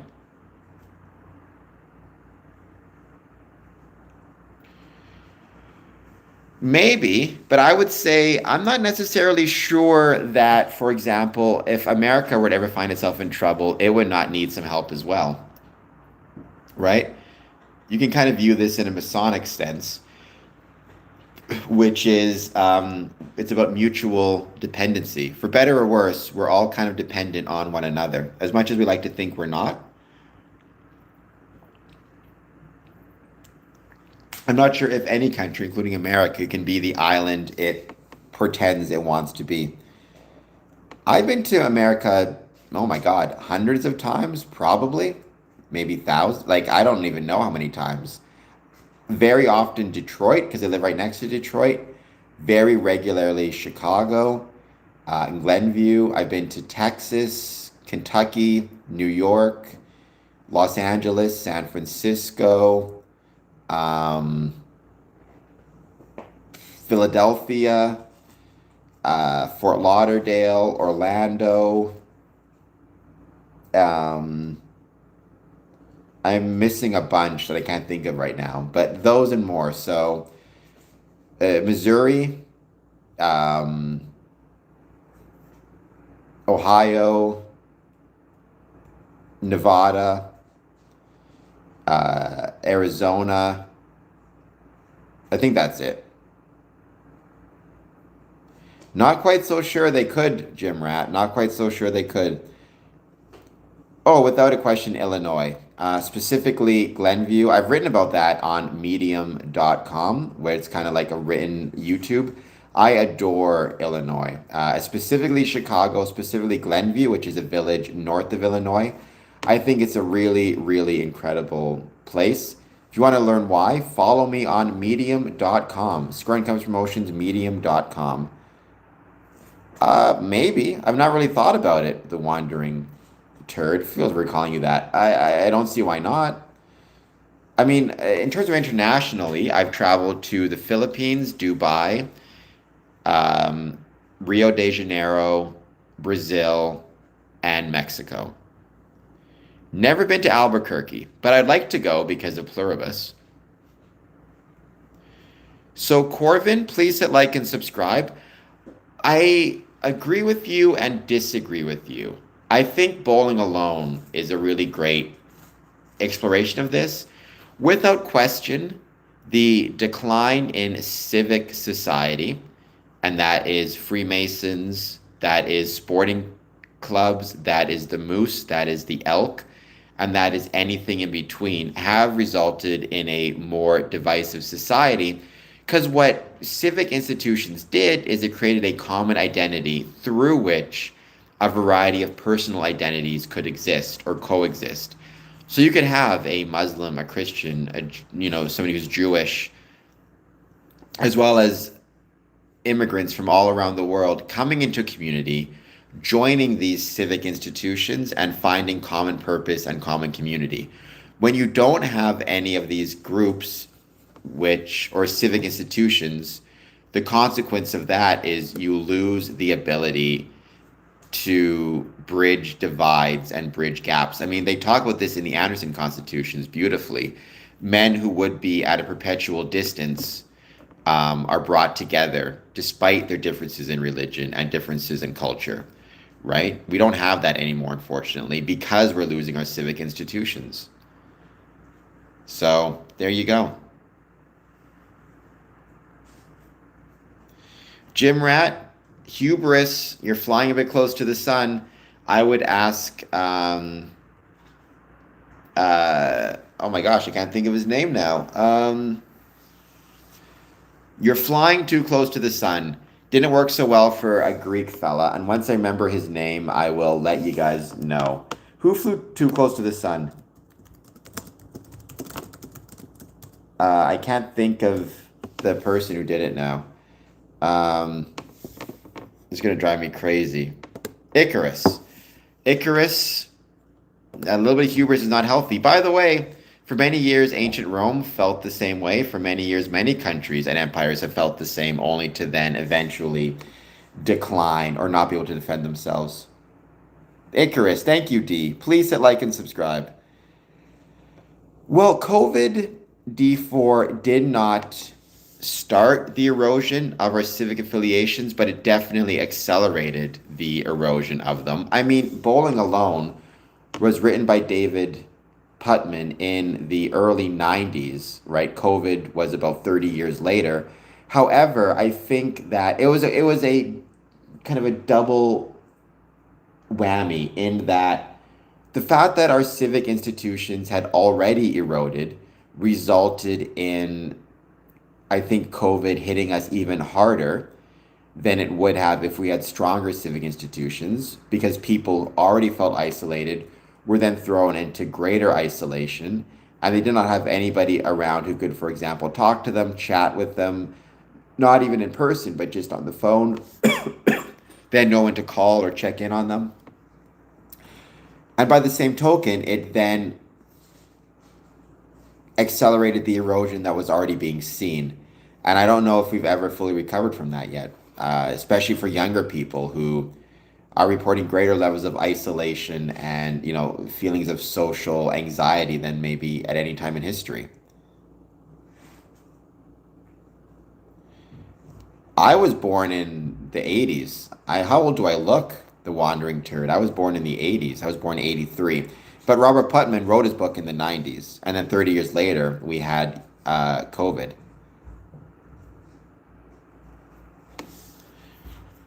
Well, I'm not sure what the greatest common denominator is.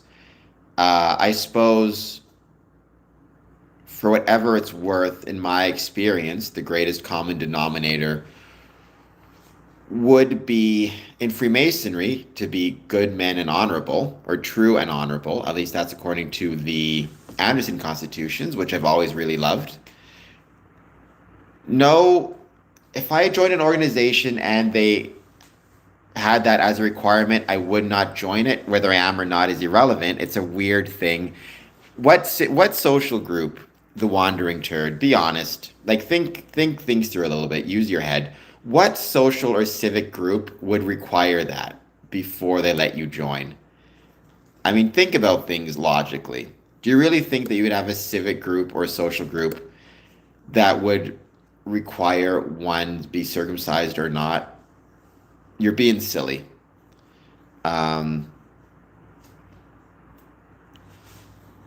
That's a religious or an ethnic group. That's not the same thing as being part of a civic group. If you can't recognize the distinction or why those two things occupy different spaces, then you're not paying attention.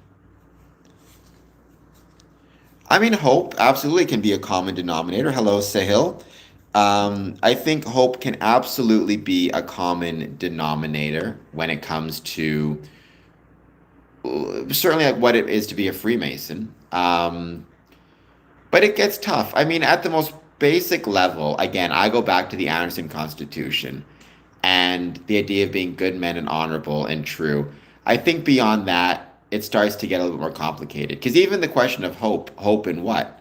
When you say hope for something, if I meet somebody and, for example, he hopes that,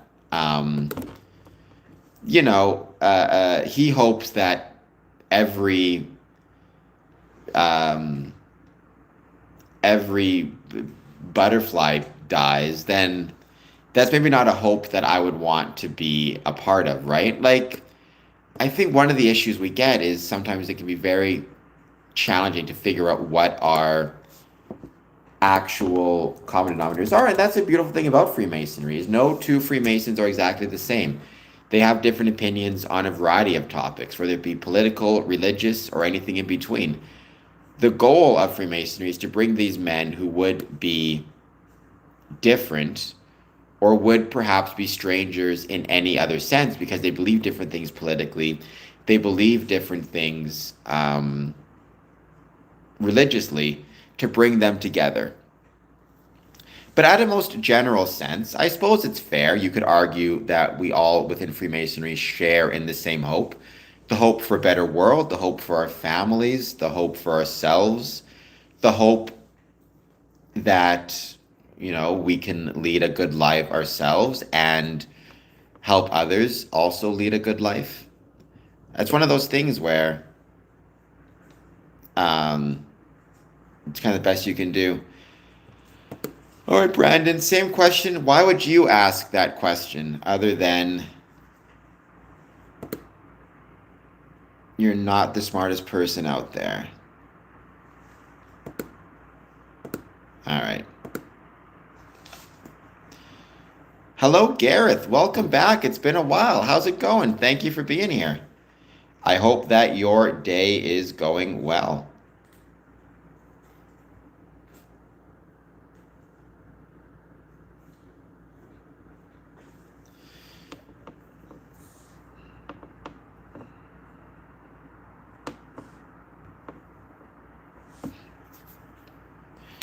So, Gareth, what's new and what's happening in your life? By the way, thank you for being here. Answer the poll question and let me know how you're doing.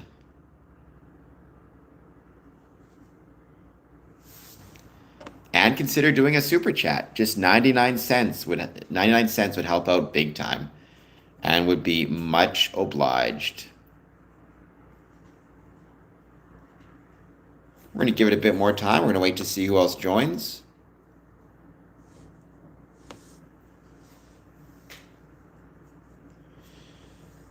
Well, Corvin, I mean, I can't speak for polygamy or not. That strikes me as probably being a challenging way in which to govern a society or to set things up. I was certainly within Freemasonry. One of the things we tell our membership, right, is your work and your family comes first. Again, I've said this before, but I think very often you can consider those to be one and the same, in so much as Freemasonry, in so much as the reason that you have a job and that you work is because you are supporting your family, right? I know a lot of people who work, there are some people who work because they love the work that they're doing and want to keep doing it. I think for the majority of men, the reason that they work ultimately is because they want to support their families. So within that context, I think it's one and the same. Um, well, Gareth, I'm sorry that you're doing not the greatest, but it's wonderful to have you here. Thank you so much for being here.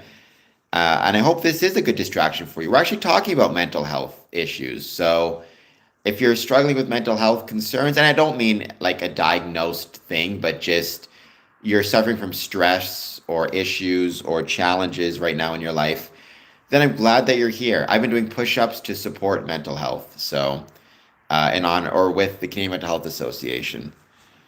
All the time, Bordy fan, please hit like and subscribe. Creatus, please hit like and subscribe. Underground Thomas, welcome back. D46. There are many male exclusive spaces within Freemasonry. In fact, I would say the majority of Freemasonry is in fact a fraternity or is in fact male exclusive or men exclusive. Certainly, the lodge of which I'm a part of is men exclusive, so there is that. But yeah, without a question, there are many different ways that places within Freemasonry that are for men exclusively. And I think that's a good thing because I think there's a real value to having a space for men to interact with one another. No different than I think there's a real value in having spaces for women to interact with each other together, exclusive for men. I have no legs, Shadows. Hit the like and subscribe button. Thank you from, or welcome from the Gold Coast, Australia. I would love to visit more Masonic lodges or visit any Masonic lodges in Australia. It'd be wonderful to be there. I'm a part of 5 Masonic lodges, 3 in Ontario, 1 in Texas, 1 in Israel. So, and consider myself, I'm grateful to be part of all of them.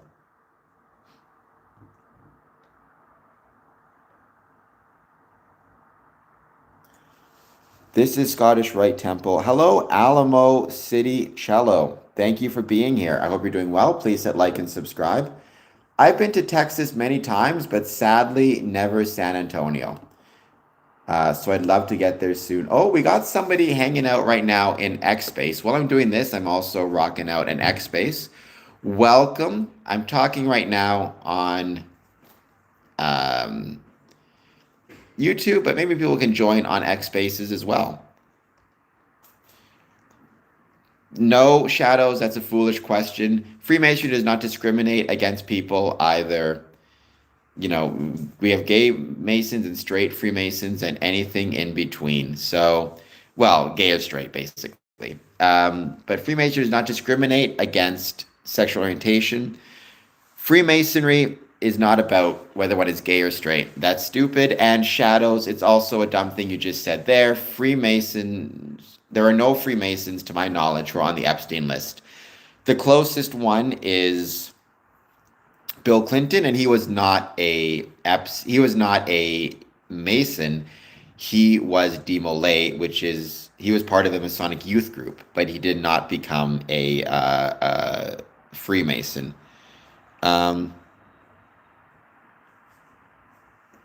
I do not know what bring white coat means. That seems strange.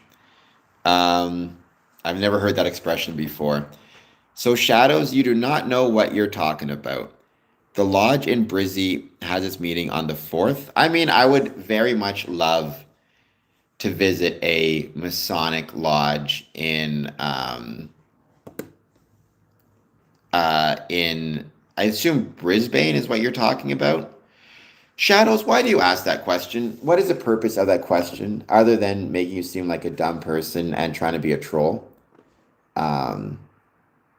I've heard it's very big, and it's something I really want to visit because the beautiful thing about Freemasonry, there is no single Masonic governing body, which we've talked about before, right? Freemasonry has different Grand Masters within different jurisdictions, including in Australia. However, we all do have what's called recognition and regularity. And in the case of going to, well, use your head, Shadows. Does that seem logical or reasonable that a group would make that as a requirement? You know, does that genuinely seem like something that would happen? Or does that seem like the type of thing a stupid person would say on the internet and then get others to believe it? Yeah, I know it's 33 degrees or Scottish, right? I would love to visit. Australia. I think it'd be incredible. I'd love to visit the Masonic Brothers there. I've been incredibly lucky and I'm incredibly grateful to have got to visit Masonic lodges around the world, in the Philippines, in Brazil, in Colombia, all across America, and then in England and Scotland, but never in Australia. Well, I mean, I can't just, I'm from Canada, Creatus. I can't just hop on down the street.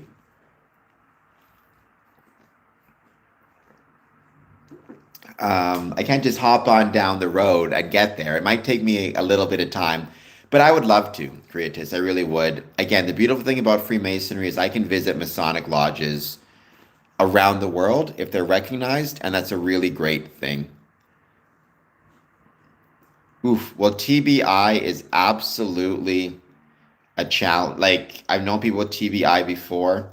Um, I mean, I think getting TBI in any circumstance can be incredibly challenging, but on active duty or inactive duty, you're also dealing with, for example,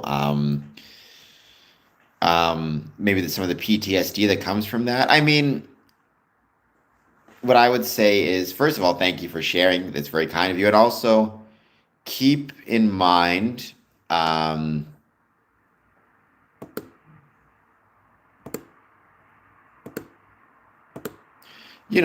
obviously, I hope that you're talking to some people, you're getting some help. Um, when it's a condition like that that is maybe a little bit more chronic, I hope you're talking to a doctor regularly, talking to whomever you need to talk to make sure you're getting the help that you need. And that's true for anybody watching this. Last time I went, there was 3,000 plus candles. It's on my list, Creatus. I am not an apprentice. I am a third degree. Well, so I am an 18th degree Scottish Rite. I'm part of Rose Qua, but I'm a third degree Master Mason, which is the highest degree within Freemasonry. I am also the current Worshipful Master of Border Cities Lodge number 554, and I am a past master of Windsor Lodge 403 and Harmony 579. Right, said Fred. I'm not sure what you mean by that. Um, I'm not really sure how to.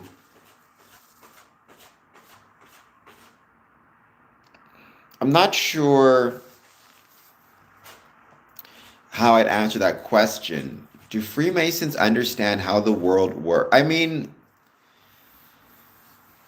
like the shortest answer, I would say no. Well, but I guess I would need to know, you need to define the terms a little bit better. Like when you say understand how the world works, do you mean in a scientific sense? In which case, no, scientists would know how the world works. Are you asking me if we have, greater political insights than others or greater, like we have some secret knowledge about political decisions being made, which we do not? Um, if you're asking, like, I do think that Freemasonry definitely provides philosophical lessons that can help people better understand how to be good men or be part of the world. So, for example, within Freemasonry, you're going to learn the value of things like tolerance, charity, hope, brotherly love. All of those things, I think, help you better understand maybe not how the world works, but how you can better operate within the world and how you can better, how you can make the world a better place, if that makes sense. It's not a case of some secret knowledge about political decisions or otherwise. Um,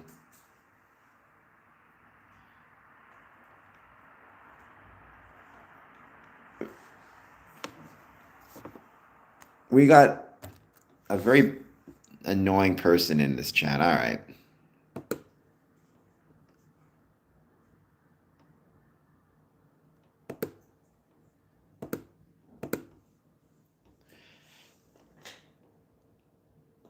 So I am not satanic and Freemasonry is not evil. I get that all the time, Uncle. There's a troll who's I figure it might be the same person who keeps on jumping up, jumping in the street with different names, asking that question because he's a stupid person. Um, the secrets is there are no secrets. Yes. What is your favorite philosopher? So, in the case of my favorite philosopher, or I would say my favorite philosophy, has always been first and foremost the Enlightenment era philosophy. So, I really like Voltaire. I really like Condorcet, Diderot, Ben Franklin. If you want to call him if you want to call him a um, philosopher.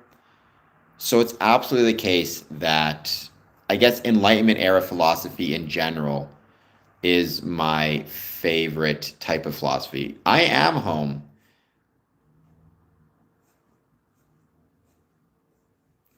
Unfortunately, Peter, when you're on stream, there's a lot of very bad people in YouTube land who have very sad lives. And instead of dealing with their own issues, what they try to do is they try to troll others because they find it humorous.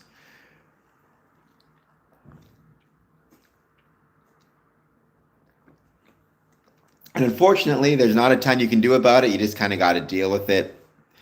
But every now and then, in order to make, if you want to be on YouTube, you want to be doing this for a living, a big part of this is dealing with trolls. Do trolls make people think critically about stuff they do not want to think about? Well, no. Trolls are just assholes, right? Like, there's definitely a place for a question, like a deep question of some sort, that can cause you to reconsider. Trolling isn't doing that, right? Because within the context of trolling, there ultimately is no purpose behind it other than to annoy the other person. Um, how do I deal with existential despair, Paul? Find someone whom you can talk to about how you're feeling, or if you need to, call a crisis line like 988, or find something you enjoy doing and find others who enjoy doing it as well. So, Johnny, where did the Epstein files have Freemasons? Because I've done the research on that myself. Freemasonry is referenced 11 times in the Epstein files. Do you know in what context it's referenced or how it's referenced? Um, so, Paul, I am doing, actually, I got to change this in just one question. I am doing the push up challenge right now through the Canadian Mental Health Association. The purpose of that is to do 2,000 push ups in 23 days to support mental health. Mental health. Um, in honor of the 2,000 people who worldwide we lose every day to self harm. Every day you're doing the push up challenge, you have a different number of push ups to do with a different significance. So the very first day I had to do, or the goal was to do 63 push ups, representing the 63% of adults who say being kind boosts their mental health. The next day, I had to do 75 push ups because over 75% of lifelong mental health conditions develop before the age of 25. And so I asked that question and then also asked the question, what can we as Freemasons do potentially to help those struggling with mental health conditions, whether they're diagnosed under the age of 25 or over the age of 25?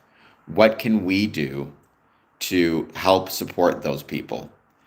Because based on this poll question here, um, I did. So it referenced, so if you type in Freemasonry into the Epstein files, like into the search, the result is 11 uh, responses. Most of them are within a historical context, dealing with Freemasons from the 19th and 18th centuries. Um, One is referencing Freemasons as in cathedral builders. Somebody says they admire Freemasonry in cathedral buildings. None of which name any modern Freemasons as being involved with Epstein Island at all. I think movement is very important because it makes you healthier.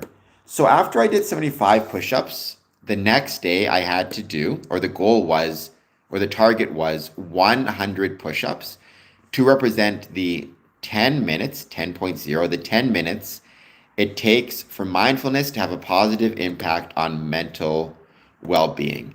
So my question for that is, do you practice mindfulness 10? Oops, like if I can spell mindfulness. How do I spell this? How do you spell, there we go, mindfulness for at least 10 minutes a day?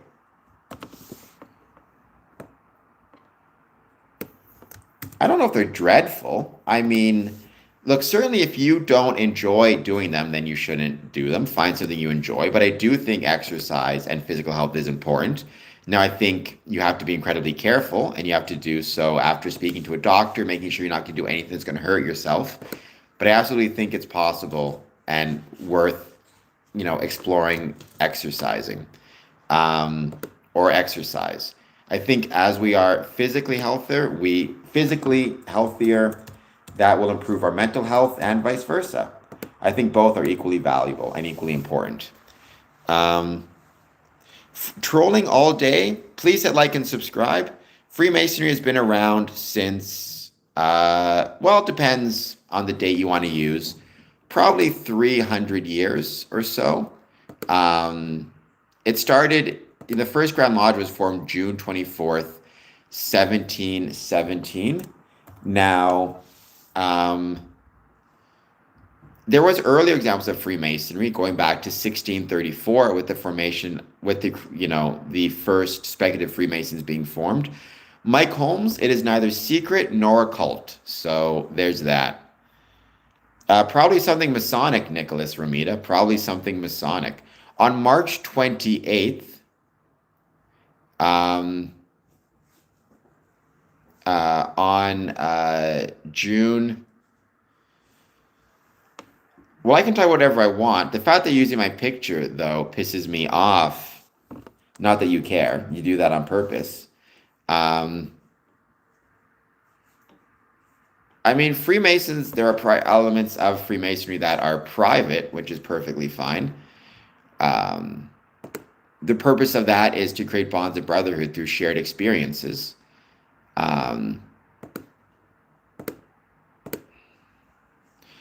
In theory, what would happen if everyone on Earth? Well, that would be impossible, right? Said Fred, because to be a Freemason, you have to be at least over the age of 21 in some jurisdictions, 18 in others, so you have to be an adult. But beyond that, I mean, if every person was a Freemason, I don't know. I think the world would be a better place. I think the world would have more connections. I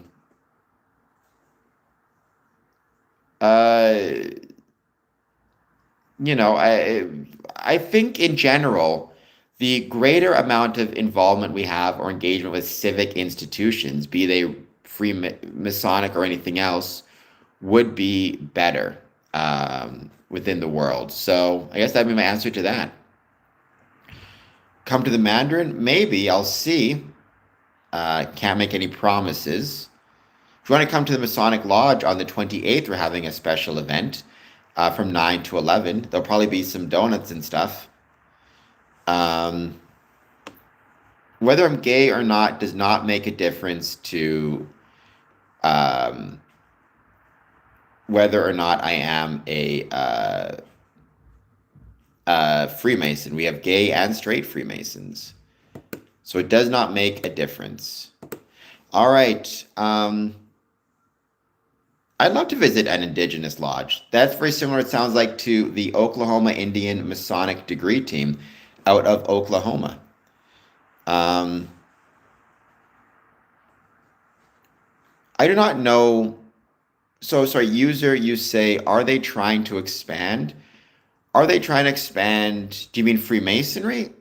Definitely, I think a lot of jurisdictions right now, because again, Freemasonry is decentralized, but I think a lot of jurisdictions are trying to find a greater number of members or trying to find more members. So yeah, that's absolutely the case. Um, that we within Freemasonry are trying to get more members. However, we're trying to do so in a responsible way. Obviously, we don't want to be improperly soliciting anybody. People need to be willing to join ultimately of their exclusive free will and accord.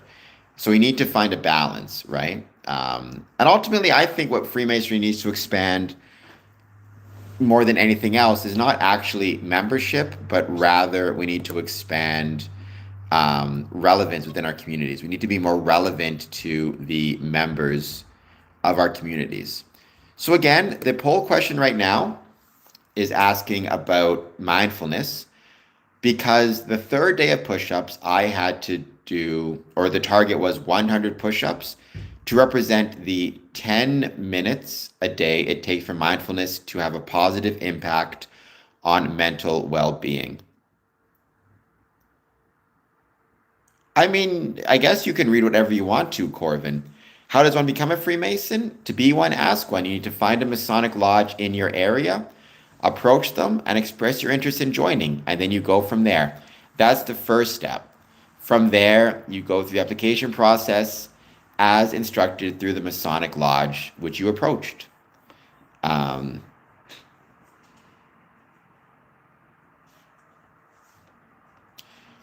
I mean, that would be awesome. It'd be a lot of fun. So hopefully, I will get to check it out. Again, the issue is getting to Australia. It's not cheap. It's not cheap.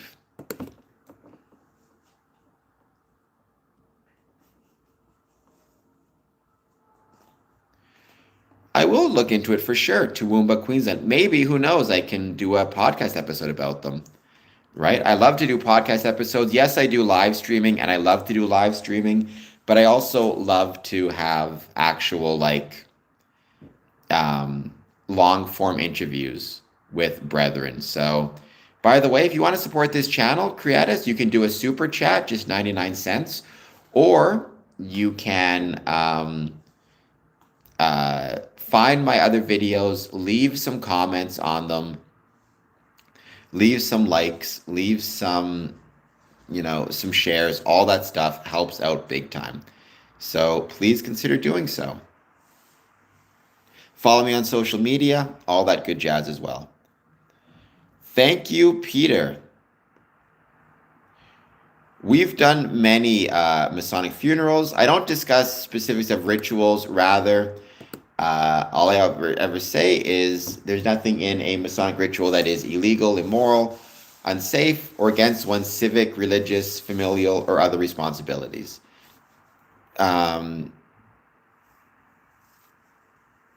Beyond that, just join if you want to learn more about the rituals.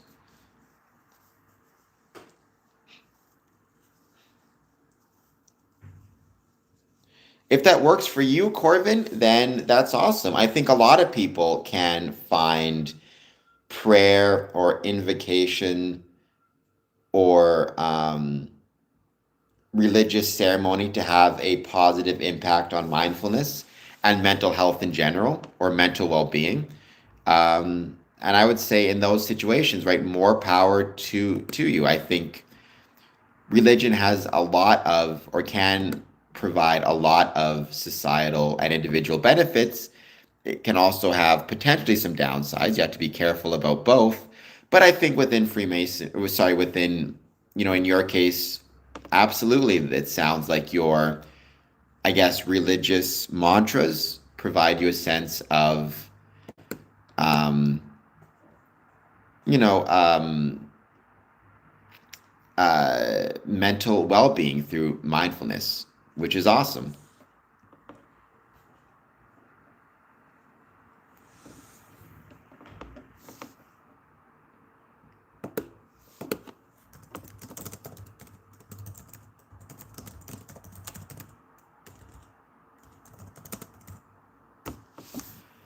Dun, dun, dun.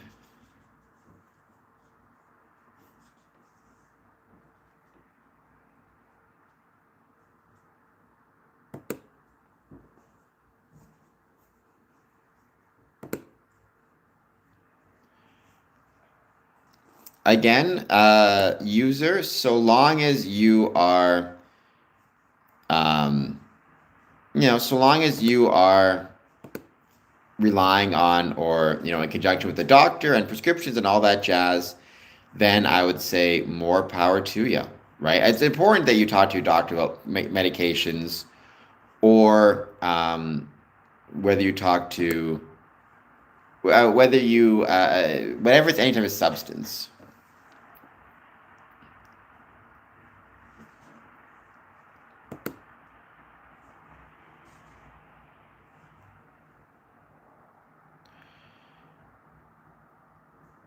Drop the religion. Well, again, Freemasonry is not a religion, Michael. I'm not a reviler of anyone's religion. Without a doubt, I think everybody has the right to their religious beliefs, and I think for many people, it can provide them with mindfulness, benefits, as well as help to their mental well-being. However, Freemasonry is not a religion. We welcome men of all different, and women for that matter, of all different religious beliefs. We have Hindu, Sikh, Muslim, Jewish, Christian, indigenous, and everything in between.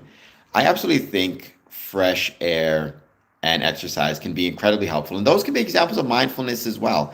Taking the time to, to hike, to be outside, even if it's just sitting outside and, breathing in the fresh air, feeling the sun on your face.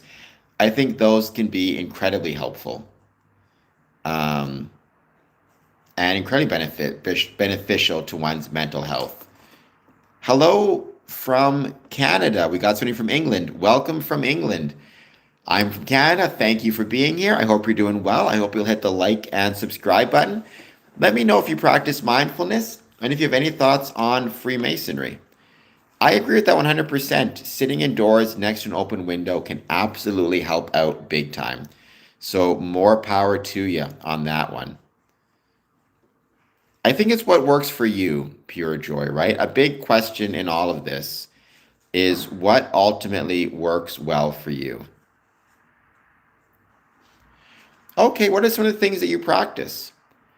And please don't forget, hit that like and subscribe button. I'd very much appreciate it. I mean, there's journaling, there's a million different types of practices. What are some of the ones that you do? And if you're a Freemason, have you incorporated them into your Masonic career at all? Or Masonic experiences at all? What are those? I don't think I've ever heard of Samantha and Vipassana meditation. How do those operate? Like, what are those?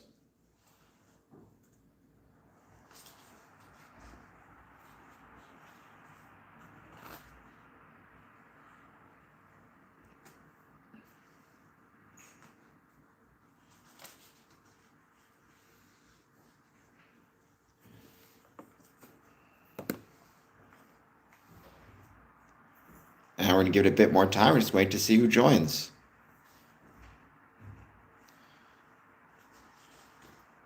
I mean, we can. I'm not sure what that means precisely. Like, certainly as a Freemason, if I know another Mason who's in trouble and needs help, if I can help him, I will. I mean, being a Freemason, you're put in a privileged position to try to help others, right? Especially your Masonic brethren.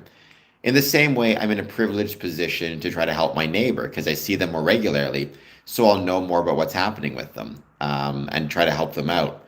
But I think within Freemasonry, one of the beautiful things about it is we are encouraged to help not just our Masonic brethren, but um, our community members in general and be charitable beyond exclusively our brothers. Um, I think Freemasonry kind of brings charity to front of mind in a way that many other groups maybe do not or do not do as well. But yeah, if a Masonic brother were to call me up and express, say he needed help with something, I would do my best to help him. Again, because people need to remember this, that doesn't mean anything. If it's, for example, something that is illegal or immoral, then the answer is no. And, I would go to the police in the case of something that's illegal. Smelly, please hit like and subscribe. If you want to have it next, that's fine. But first, hit the like and subscribe button. And then do whatever you're going to do next. Will, are you a subscriber? If you're not, please hit like and subscribe. I'd very much appreciate it. And thank you for being here. I've been a Freemason for 20 years, just about. I joined in 2007.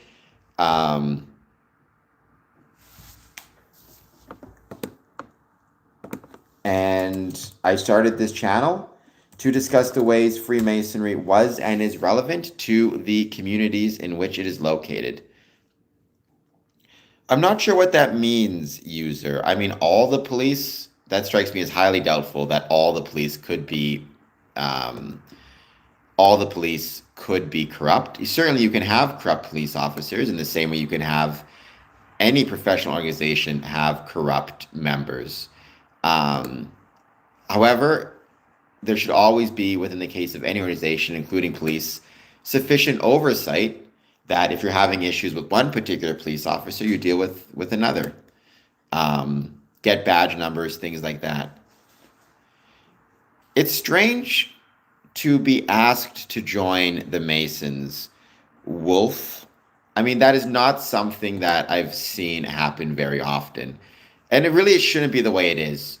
Because that strikes me as a little bit of solicitation or recruitment, right? Which, I mean, to me, it's not about, Freemasons make a big deal out of the idea that you're not being asked to join, you choose to join of your own free will and accord. First and foremost is how it should operate. I mean, again, he may have been, for example, invited to a lodge dinner or invited to an open house. He may have even been told, like, hey, we think you'd enjoy Freemasonry. But ultimately, it's up to the individual himself. And so that's not my experience. The idea of one isn't asked, it's offered. You approach the lodge. It's neither asked nor offered, right? You approach the lodge and you express your interest in joining. That's really the way it should be done. The lodge may invite you to an open house, a special event, a celebration, but that's different. You, at the end of the day, need to be the one asking to join. It's very strange to be offered, is all I'll say about that. Now, again, you can be offered in the sense of we're having an open house or a special event or whatever it is and encouraged to come out to that. But the actual idea of you wanting to be a Freemason or being a Freemason, I don't think that should be offered. That is something you should make the request for. You have to be really careful because very often, if you are being quote unquote offered to join or being told that you've been pre-approved to be a Freemason, very often that can be an example of a scam. I have no idea what that means, lodge's basement. I mean, some lodges have a basement, some lodges don't. I don't know what that means. Depends on the building itself, right? The lodge is not actually a building. The lodge is a group of people. Right? The lodge is actually a group of people. The building itself may or may not have a basement, may or may not have different rooms. Well, I am not Mark Wahlberg's brother, but people say I look like him. CF3208, please hit like and subscribe. Corvina, I mean, it's time management and it's tough. Freemasonry will always tell you to put your work and family first. Again, in many ways, I consider them to be the same thing.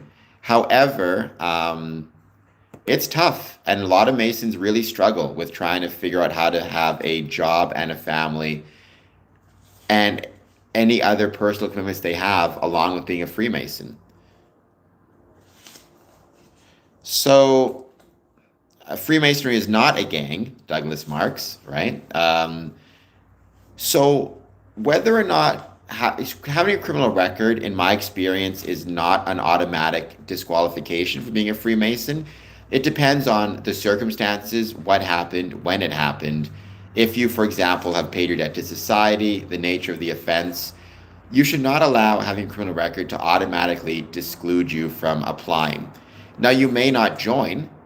They may feel that the criminal offense was too great or the record is too significant, but don't prejudge the situation. Let the lodge decide. Um, that's very strange, Christy. I think that was a scam that you experienced. Sending out letters offering people to join is a very weird thing to do. Now, if the lodge is desperate enough, who knows? But it'd be really weird. Put it that way. It sounds to me like what you get nowadays with you get those emails. Congratulations, you've been approved to become a Freemason. Just send us money and you become a Mason. They should never be. If anybody was threatened to join Freemasonry, that's a scam. And because that's a scam, the police should be called. If anybody's getting threatened about anything, that is a scam or that's just illegal. And the police should be called. I mean, what I would say, Jovian, is, again, go to him. If you want to join Freemasonry and you're worried about your criminal record, well, that's definitely a scam, Christy. Jovian, what you should do is, if that is the case, and you're interested in joining Freemasonry, find a Masonic lodge in your area, knock on the door, express your interest in joining, and then if they ask you, or when they ask you, or even before they ask you, bring up your criminal record. Explain what happened, the time frame, and allow the lodge to decide, right? Okay, what I would say is, again, it's not a thing of, there is no requirement that says, despite what some people say, a criminal record is an automatic disqualification. It's much more complicated than that. I was just in Edinburgh. I loved it. I was in Edinburgh a few months ago in December for a special event at the Grand Lodge of Scotland. Edinburgh is a very beautiful town. I was there in like the most freezing cold of days, but that's okay. Still survived. No, you don't need a degree. Rotary's another civic organization. I don't know much about it, but it's just another club like the Elks, the Moose. To my understanding, Rotary, I think, is a little bit more based on public works and like charity, though I could be mistaken. But you don't need a degree to join. I mean, you can have, again, there are Freemasons who are everything from, there are Freemasons who are plumbers, lawyers, garbage men, custodians, retired, unemployed, captains in the military, and anywhere in between. Sure, I would love to be back there. I loved it. Yeah, they have a record. When you join, you have you sign in as a member. So they have a record that way. And then every time you attend a meeting, they have a register. So, yeah, and it's one of those things where a couple hundred years from now, lodge historians are going to be grateful for the maintenance of that record because it gives you a lot of information about the history of your lodge, the history of your membership, and the history of the city and town. Masonic records are a fascinating subject. Well, Giovanni, I hope you also don't mind hitting the like button and the subscribe button.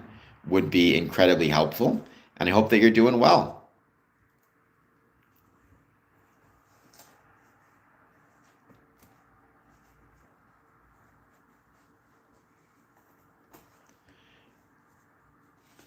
Thank you so much. And also, on a side note, don't forget to hit that notification bell if you want to get notifications of whenever I'm streaming. Right now, the number of people who have signed in and turned the notification bell is at 6.2%, which is a very low number. I need to get that up a little bit. Hello, 936. Freemasonry has nothing to do with living forever. I think you're making a religious connotation there. Um, Questions of how to live forever or what happens after we're done with this mortal life, those are religious questions, and you should speak to, a religious leader for that. Freemasonry can at least give you some advice on how to live today and how to potentially be a better man or a better part of the community, and maybe even some lessons that relate to um, what it means to be mortal and what it means to just live once, at least in this mortal life. Um, awesome. Well, I'm glad you've seen me before. Well, orthodoxy is incorrect. I'm not actually sure what orthodoxy is, in fairness. It's a type of religion, right? 936, please hit like and subscribe. I'd very much appreciate it.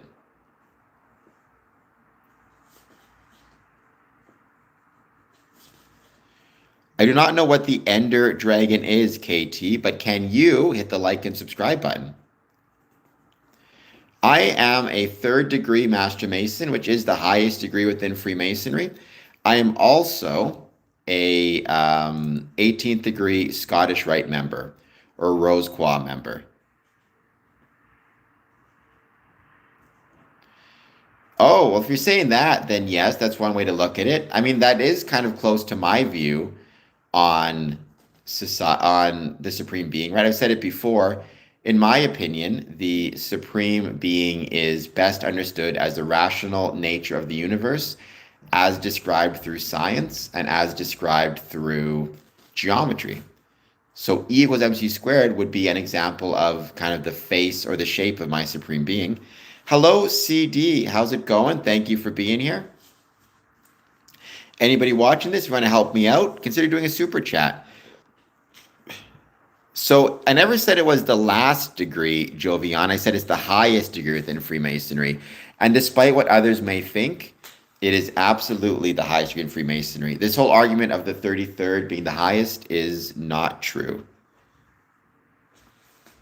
I don't, because I've not read Rudyard Kipling's book, but I know he was a Freemason.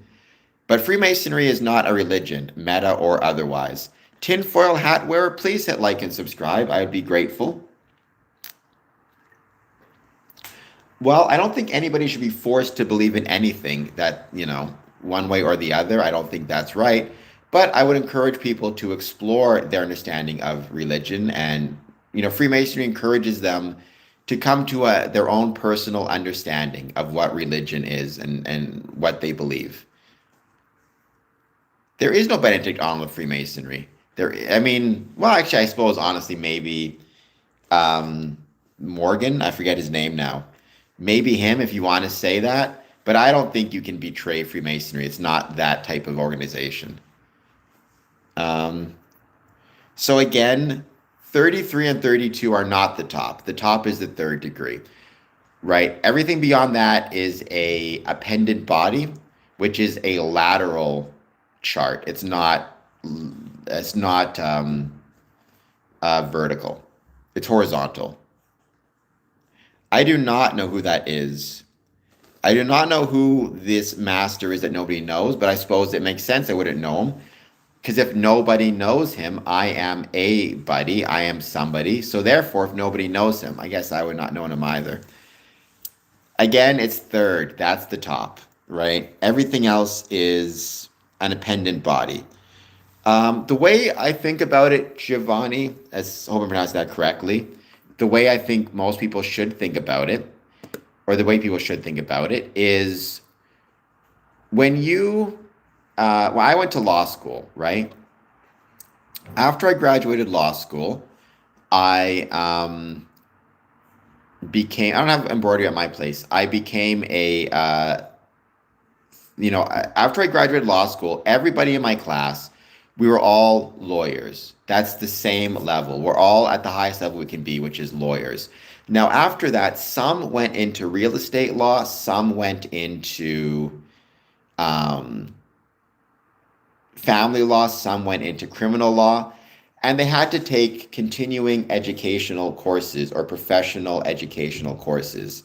However, that doesn't mean that the person who went into family law is more of a lawyer or at a higher level than the person who went into corporate law or the person who went into real estate law. They're all at the same ultimate level, which is lawyer. They just happen to have gotten different specializations after graduation. Freemasonry is the same way. Um, Once you get your third degree, that's like your graduation. You're as high as you can go.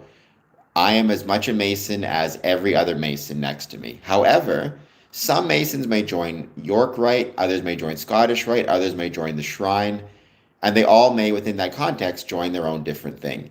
That doesn't mean that, the 33rd is 11 times higher a Mason than I am. Um, well, I mean, Freemasonry, I don't even know what that means. We have aprons, if that's what you're referring to. There are some degrees where, I mean, it depends on the ritual you're in as well. I mean, in emulation ritual, in craft lodge, it's suit and tie or it's tuxedo. Um,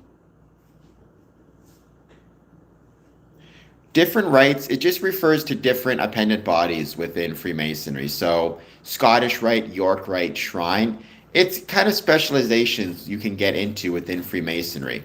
Scottish Rite is kind of always considered the university of Freemasonry. York Rite deals with a lot of history of like Knights Templars. Shrine is the social and fun club group within Freemasonry. Its focus is on fun, banquets, dinners, charitable works, things like that. Um, would you like to hit the like and subscribe button? How about that? Um, Tinfoil hat wearer. I'm not sure what you mean. Do you mean ideological factors as in the ideological factors that encourage people to join? Or do you mean the ideological factors that like exist within Freemasonry? What type of ideological factors? I mean, I think Freemasonry does have certain ideologies. It certainly is ideologically aligned with tolerance, charity, kindness. I think universal tolerance is maybe its greatest ideological um, strength. Um, I don't think River Rats is Masonic, but I could be mistaken because I think I heard of that in London. It was like the Swamp Rats or something. You can be gay and a Mason, you can be straight and a Mason. Freemasonry does not distinguish um, based on one's sexual orientation. Certified, I'm going to put you in a timeout, but still great to have you. Please hit like and subscribe.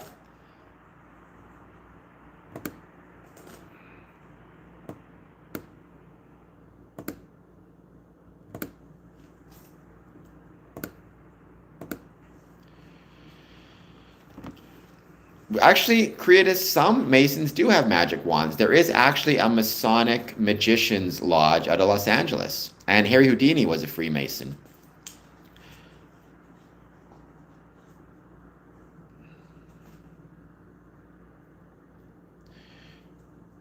Well, so in that case, no. Freemasonry does not have that because Freemasonry is not ideological in that sense. Now, I've used this example before, but let's say you are a football player and you join the football team. You are going to witness or learn or recognize certain ideological or philosophical lessons or values, right? The value of teamwork, the value of practice, the value of physical health and well being, the value of getting a good night's sleep. And you can call those moral lessons, you can call those philosophical lessons, but those are things that being a football player will impart upon you. Being a Freemason is much the same way. It will impart upon you many different valuable philosophical ideas: universal tolerance, practice, um, charity, hope, you could argue, maintaining one's privacy and maintaining the privacy of others, trust. All of those things are philosophical ideas or ideals that Freemasonry will kind of demonstrate to you. Now, whether you want to consider that the same as a religion or not is up to you. But I wouldn't call them ideological or religious, or I wouldn't even call them moral norms. I would just call them more like ethics, right? Ethics are things that relate to specific or individual, like if you're a psychologist or a doctor, you have a code of ethics, right? If you are a football player, there's ethics about being on the team. If you are a Freemason, there are ethics that relate to being in the lodge. So there you go, tinfoil hat. That's how I'd put it. I don't know what it means to fix you instantly. Nothing happens instantly, Masonically or otherwise. And ultimately, no Mason can fix you. You have to fix yourself, but you can certainly put effort into it. Yes, Freemasons can own goats, but we don't own goats. I'm sure some Masons are farmers and do. Yes, Adam, this channel is about Freemasonry. I live stream regularly and talk about Freemasonry. So any questions you may have, I'll do my best to answer them. Positive, negative, or neutral. And please hit like and subscribe. Consider a super chat of just 99 cents. Ugh, the goat question. I get that one enough, that's for sure.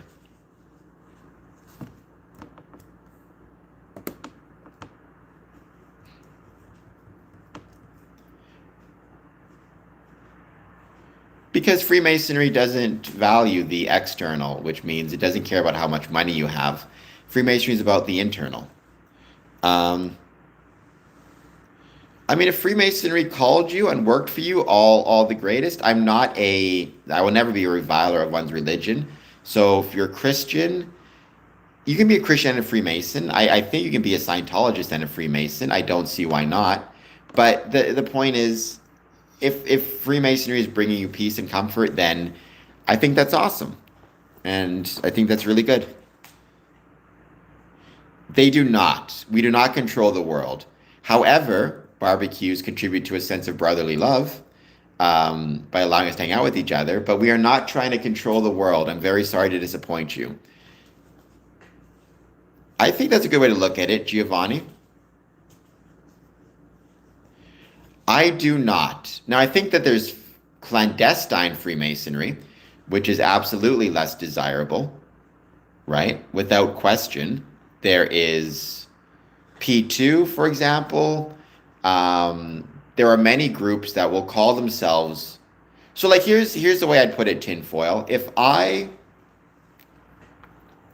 decide I want to scam people, and I put a sign in front of my apartment, and it says Cameron's Masonic Lodge, and I take people's money and offer them nothing in return, is that a corrupt branch of Freemasonry? Or is that simply me scamming people? So just because people will engage in corrupt acts, which they absolutely do, does not mean that Freemasonry is corrupt. Well, I can't sign you up for Freemasonry. Where I'm asking, you need to try to join yourself by going to Masonic Lodge, expressing your interest. However, if you want to sign up for this channel, please subscribe, become a YouTube member, or become a Patreon member. All that stuff helps me big time. Well, user, I guess you're getting very philosophical, and I suppose what I would say is which group has the most history, which group most aligns with the values as expressed within the ancient constitutions and the ancient charges, and which group has the most recognition and regularity with other lodges. And there you go.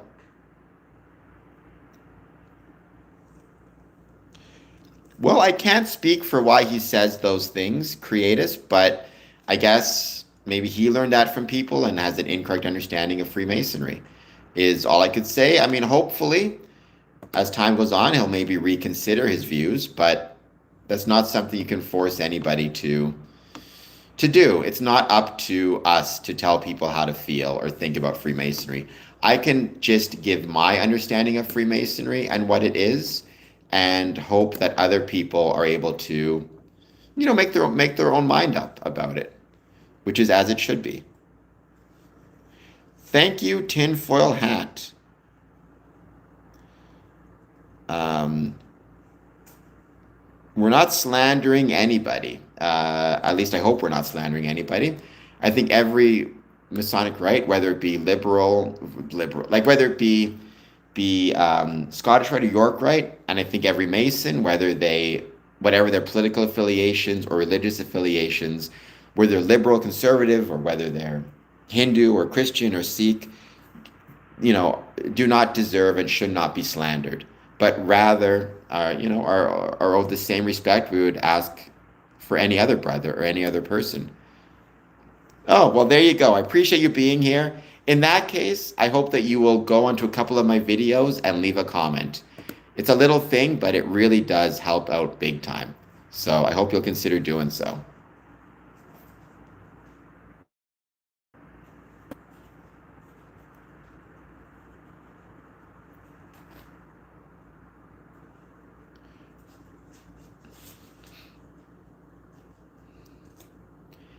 Thank you. I appreciate it. And if you want to do a super chat, 99 cents helps out. If you can't afford to do that, though, then no worries at all. I completely understand. So I mentioned, as part of the push-up challenge, I did 100 push-ups on day 3 in honor of the 10 minutes of mindfulness per day that can improve our mental health. On day 4, I did 50 push-ups for the 50% of the world's population that will experience a mental illness in their lifetime. So this is a 50% of the population. This is why mental health is so important, not only in terms of trying our best to thank you so much, to deal with it, but also to be respectful of those who are struggling, and as Masons, as much as we can, try our best to support those who are dealing with mental health illnesses, whether they be our brothers or otherwise, and maybe recognizing that the social benefits of Freemasonry include and are not limited to helping others. So, Adam, there is no single main mission of Freemasonry. Rather, every Mason needs to decide what the goal is for himself, or the main mission. I will tell you, for me, I've said before, the main mission of Freemasonry is that the world can be made better through the application of brotherly love, relief, and truth.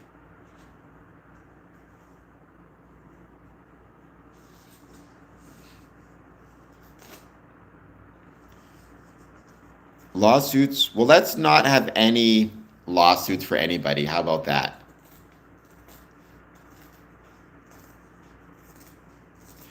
Welcome from Wyoming. You've been here before, right, Thomas? Because I remember having some people from Wyoming here in the past.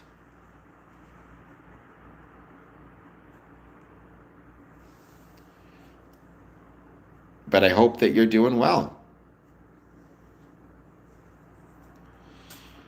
How am I achieving this personally? That's a great question. It's one of the better questions I've ever got, to be honest. I mean, I try my best to volunteer in the community regularly. I try my best to promote things that I think make the world a better place, including universal tolerance. I'm trying my best to be there for my Masonic brethren when they need me. If there are people who are struggling or are lonely, I try to contact them. I do it primarily, though, by supporting Freemasonry and supporting civic institutions. Those institutions which, in my opinion, help bring people who would be perpetual strangers together, and remove the distances between them. I try to also focus on the little things I can do every day to help those around me. And I try to use Masonic lessons to encourage me to do so. Things like temperance, kindness, charity. I guess that's the best way I can say. I mean, right now I'm engaged in the push-up challenge, 2,000 push-ups over 2,000 push-ups over 23 days. Um, to honor or represent the 2,000 lives lost every day worldwide to suicide or to self-harm. I am not in the Illuminati plus Ultra. The Illuminati and Freemasons are not the same thing. The Illuminati hasn't really existed in any meaningful way since probably the last, I don't know, 100 years or so. But I am a Freemason. I've been a Freemason for 20 years. I'm currently the Worshipful Master of Border Cities Lodge number 554. I hope, plus Ultra, you'll hit the like button and you'll hit the subscribe button. Well, awesome. Welcome back from Lusk, Wyoming. Hopefully I get to visit Wyoming one day. I'd love to. Why is it in trouble big time? I mean, you're not necessarily wrong, but why do you say that? What makes it in trouble big time?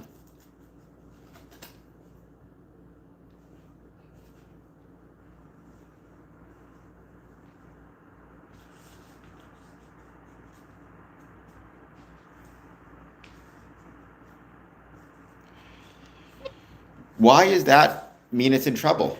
What is it about what's happening in the UK that makes it in trouble? I actually am not opposed to the decision by either the Metropolitan Police Force or the court regarding the injunction. The Illuminati formed in 1776 by a gentleman named Adam Weishaupt, who started the Bavarian Illuminati. It wasn't a Masonic lodge, it was a separate organization started by an ex-Mason who left Freemasonry because he did not like certain aspects of the craft. And there you go. I'd love to visit it one day. I'll put it on my list for sure. It'd be really fun to visit, I'm sure. I'm assuming Lusk is a smaller town. Forgive me if I'm mistaken. But I genuinely love visiting Masonic lodges in small towns. I think sometimes they can have the most heart of any Masonic lodge. Certainly, having said that, city lodges have their place too and are a lot of fun to visit as well. Like, I love visiting the lodges in Chicago. But even in Chicago, even though Chicago is obviously a big city, um, the beautiful thing is the lodges within the city proper, they don't feel like they're in a big city. They feel like they're in a small town. Like if you go to Jefferson Park or Montclair Masonic Temple, they're in like these small communities within the city proper, and that's really cool. Shake the star from the sky. Please hit like and subscribe. So, classic movie. What's your favorite classic movie? I don't know what that means. I mean, I am not promoting Freemasonry per se. I am promoting the fact that I love Freemasonry and I love talking about it, and I try to turn my passion for Freemasonry into a profession. Um, in terms of what you think of Freemasonry, that's completely up to you. I loved the episode of The Simpsons. It's actually called Homer the Great. I always called it Stonecutter's episode, but it's called Homer the Great. It's a great episode. I think it's hilarious. I am part of AF and AM. There is no difference between the two, at least no legitimate difference. So, Adam, way back in the day, so the first Grand Lodge to ever form was called the Premier Grand Lodge of England. It formed in 1717. Very shortly after, because Freemasons are human beings, and like every human being, we, get silly sometimes. There became a debate in Freemasonry amongst the proper usage of the ritual, what the proper traditions were, and as a consequence, there became a split and there developed two grand lodges, the ancients and the moderns. The newer group, ironically, named themselves the ancients because they consider themselves the keepers or the users of the more ancient ritual. And the Premier Grand Lodge of England became the quote unquote moderns. And anyways, when new lodges formed and got what's called chartered, they were either chartered under the ancients or the moderns, and if they were chartered under one, I believe it was the ancients, they were designated ancient, free, and accepted Masons. And if they were designated or chartered under the ancients, sorry, under the, if they were chartered under the moderns, they were AF and AM, and if they were chartered under the ancients, they were F and AM, if I recall correctly. I might be getting that mixed up. But either way, that was the distinction. When the ancients and the moderns reunified or unified and formed the United Grand Lodge of England in 1813, if I recall correctly, those distinctions ceased to matter. They, for historical purposes, F and AM versus AF and AM were kept in the titles and in the deeds and the documents, but practically there's no more difference. I can visit an F and AM or AF and AM lodge. I am AF and AM though. Ontario is Ancient, Free, and Accepted Masons. Um,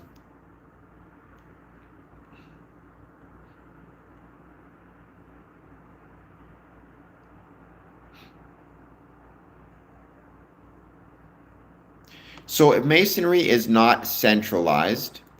Um, so Masonry is not centralized. There is a leadership, but that leadership does not extend beyond the jurisdictional borders. What I mean by that is there is leadership in Ontario, but that leadership is exclusive within Ontario. It has no power in Manitoba. And in Manitoba, it's the same thing. Now, if you want to start your own Masonic lodge, you first have to be a Mason in an already recognized Masonic lodge. And then what you need to do is you need to you need to find other Masons, at least 7, who also want to start their own Masonic lodge. And then do it properly, you need to get permission from every other Masonic lodge in your area. So here in Essex County, there are 13 lodges. You need all 13 to sign off and approve it. And if they do that, you go to the Grand Lodge in Ontario and you get permission and the lodge forms. Now, if you lived in Manitoba, you wouldn't contact the Grand Lodge of Ontario because they have nothing to do with what happens in Manitoba. You would contact the Grand Lodge in Manitoba. But you cannot start your own Masonic body without already being a member in a jurisdiction. I mean, officially, unofficially, you can do whatever you want. You could start your own group and call it, John's Masonic Group number 1 and just see what happens and see if people join. It wouldn't be officially recognized as Masonic, and I don't think it's the right thing to do, but people have done that in the past. It is a society with private information. It is not a secret society. Yes, all Grand Lodges are independent, govern themselves. Just like you said.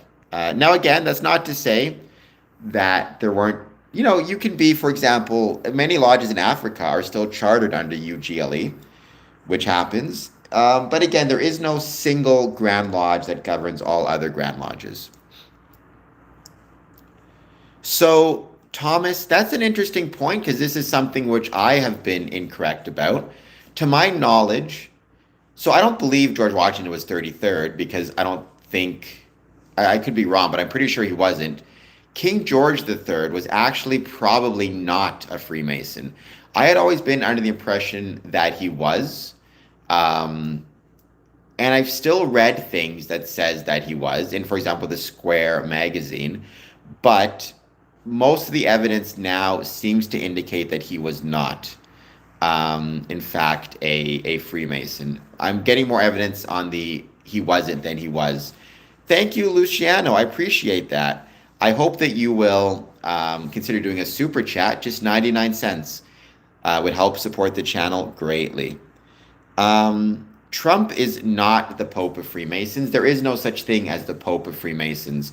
Whoever said that is a very foolish person, whoever you heard that from. Freemasonry has no Pope because it's not a religion, nor is Trump a Freemason.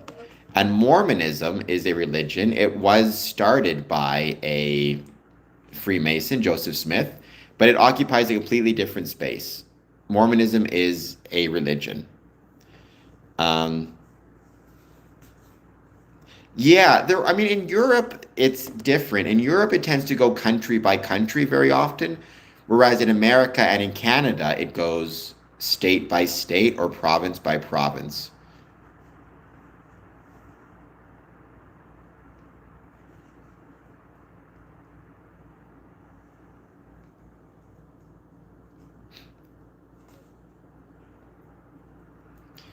That is not true. Um, 81 Deuce. Freemasons do not rule the world. I think some Rothschilds were Freemasons, but many were not. Um, right? Sorry to disappoint. Freemasons do not. Well, honestly, Adam, I've never been a huge fan of that expression, making good men better, because I've never really known what it means. Like, so certainly there are practical ways that Freemasonry can give you skills, can improve your skills. I mean, if you're an active Freemason, you're going to become a better public speaker. You're going to become better at conflict resolution. If you become a worshipful master, you're going to become better at administration and administering, meetings. So if, for example, you have to, let's say, run meetings at your job, like committee meetings, you're going to be far better at organizing and running a committee meeting than you would be in anything else. Um, than otherwise. It will again bring back to your mind or bring to the forefront of your mind certain just philosophical virtues. So, for example, you'll better understand tolerance for different people and different beliefs, patience, temperance.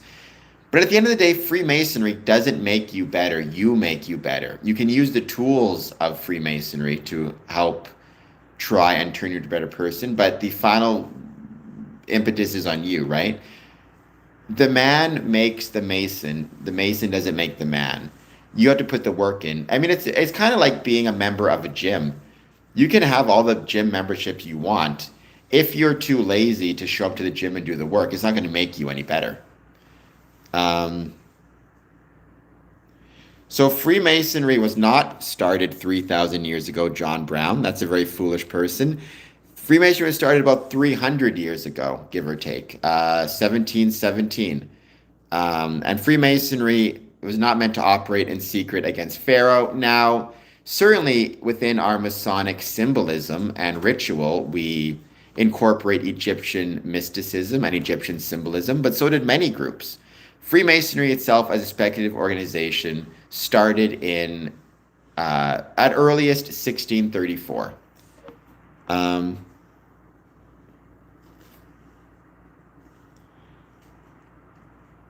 I am a worshipful master. Yes, I've been a worshipful master many times. Have you in America? I'm not sure what that means, Nordic. I mean, Freemasonry in any country, it ultimately feels the same. It's different. It's different rituals. It's different traditions and history. But within those differences, there is a common understanding. There's a common understanding, a common purpose. That's the beautiful thing about Freemasonry. Or I wouldn't say a common purpose, I'd say a common understanding. You have your individual goals, desires, your individual purposes, but at the same time, there's a common understanding and a common set of practices. And that's a really cool thing. This is not a 24-hour stream. I'm going to be taking breaks going on and off, but I'm going to be doing a lot of streaming over the next 24 hours, put it that way. Scottish Rite is just a branch within Freemasonry. So if you're a Scottish Rite Freemason, it means you joined the Scottish Rite. You have to get your craft degrees first, and then you go on to the fourth degree. Now, having said that, in Louisiana, for example, there is actually the first three degrees are also Scottish Rite degrees.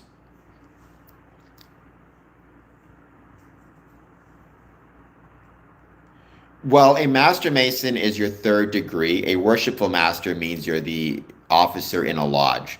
So, worshipful master is basically for lack of a better term, the CEO who's responsible for administering the lodge for his term of office, which is usually a year. It's a democratically elected position.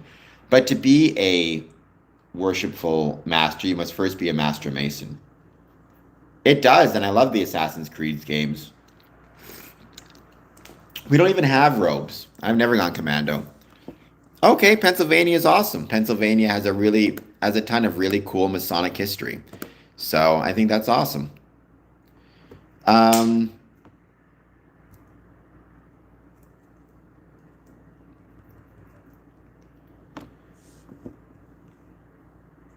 well, I'll take the nice. I am still streaming.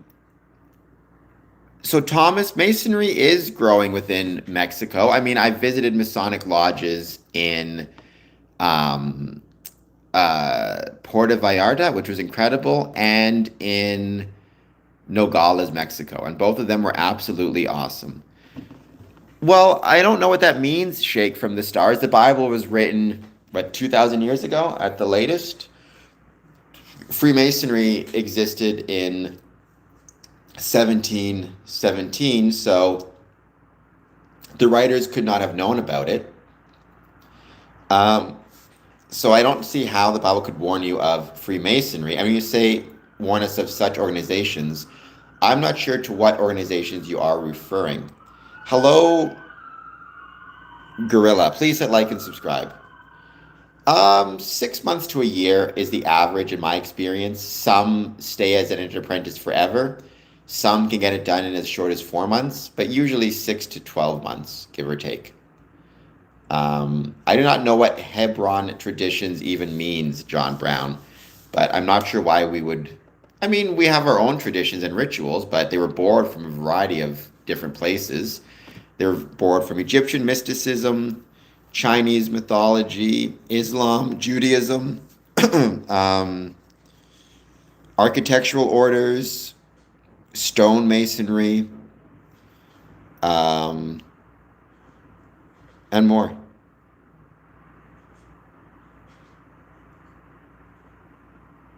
So I'm not sure what a Hebron tradition would be. Well, I don't know what a biblical secret society is. I mean, again, Freemasonry is not a secret society, for the record. Freemasonry, I'm here talking about it. How secret could it be, right? It's has its private elements to it, but it's not a secret society. So there are many Catholic Freemasons. Now, the Catholic Church has, I understand in the past, said you cannot be a Freemason and take communion. I think that's the current standard. But I know many Catholics who are in fact Freemasons. That is not on our end, for the record. And I don't know what Orthodox means precisely, but I believe there are Orthodox Freemasons. Well, it means there are private elements to it, but I mean, there are private elements to many things, right? For example, would you give me your bank account information or your credit information or your medical information, right? The answer is no, not because it's nefarious or the Bible warns against anything, rather because it's about maintaining, elements. There are many valid reasons to maintain privacy. Consider a family recipe. If you have a family recipe, are you going to share it with people outside of the family? Right? The answer is going to be, at least it should be, no, of course not. And the reason you're not going to is because maintaining the privacy of that recipe is a way to maintain the bonds between past and future generations. It means a couple different things. Primarily, though, it meant to represent duality between good and evil, positive and negative, and to remind us that we're always kind of teetering on that path. And we want to focus as much as we can on staying on the quote unquote good side of the path and trying to focus on the positive or positive attributes. It can also be a mosaic payment, which is meant to represent the uncertainty of things here below. So, um, right, the idea that sometimes things can be going very well, and sometimes things can be going very not well. And when things are going well, you don't become too presumptuous. And when things are going badly, you don't become too despondent.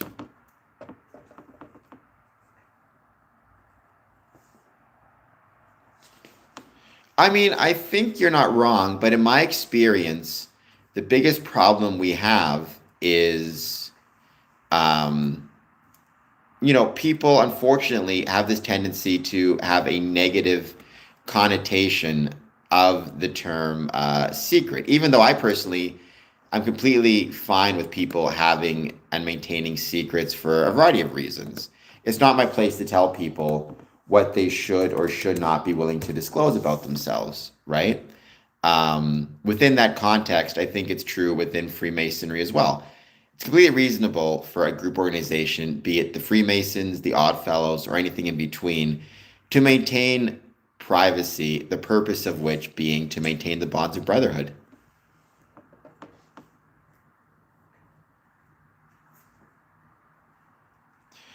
So Freemasonry didn't start in Egypt. Freemasonry started in either Scotland or England. Again, depends on kind of how you define it. But it started in the UK, let's say, around 1717. However, when it was developing its symbols and its rituals and its ceremonies, the purpose of which to create bonds of brotherhood, it borrowed from a lot of different traditions and histories, including Egyptian mysticism. Usually in a lot of bigger Masonic temples and bigger Masonic lodge buildings, you will see an Egyptian room, you will see Egyptian symbolism. It's primarily because as Freemasonry was developing, a lot of people were fascinated by ancient Egypt. That was a time when, for example, it was very common for men to travel to Egypt, and the polite term would be go excavating. The more accurate term would be go grave robbing, because just having Egyptian artifacts in your home and Egyptian mysticism was considered this really big deal. And so that was kind of borrowed into Masonic ritual. As well, Freemasonry developed from stonemasonry. What is one of the greatest examples of stonemasonry in history? Um, the pyramids. Well, you can if you want to stick with the Bible, Shake. I mean, more power to you. It's whatever you know, why not stick to the Quran? Why not stick to, you know, if you find that the Bible is how you develop your sense of community and self, then that's awesome. But Freemasonry, keep in mind, is not religious. So you can both stick to the Bible and be a Freemason. The two are not mutually exclusive. Well, Adam, I mean, obviously this one, please hit like and subscribe, but Freemasonry for Dummies is a great one that you can use. So that's what I'd recommend. Freemasonry for Dummies, by Chris Hodat.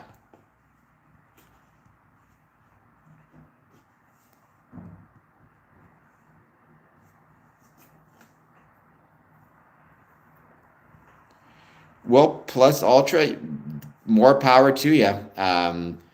If you are 400 and something years old, then you look great.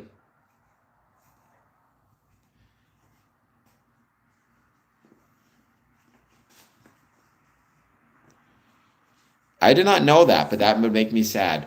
I would very much hope that nobody burns me. Actually, Adam, I do have a Medium page as well, and I wrote an article listing a whole bunch of resources you can get for free. A whole bunch of free newsletters and free publications that talk about Freemasonry, both what is happening today with Freemasonry and what has happened in the past. Like Freemasonry for Dummies, it actually has a website, and that website actually sends out weekly or monthly email blasts with some special information or news about Freemasonry. Well, then don't tell me. How about that? Keep in mind, if you tell me anything illegal, I'm going to have to tell the police. So just don't tell me. I mean, I would agree with that in theory, Captain Stark, but I would add to that, it also has to be the case that so long as they do not get hurt in the process, right? It's not enough for others. I think they have to be careful not to hurt themselves. And I think it's reasonable for us to have expectations as to how people treat themselves. Because ultimately, if you hurt yourself, you're hurting others as well, right? In the sense that you are limiting your ability to help others.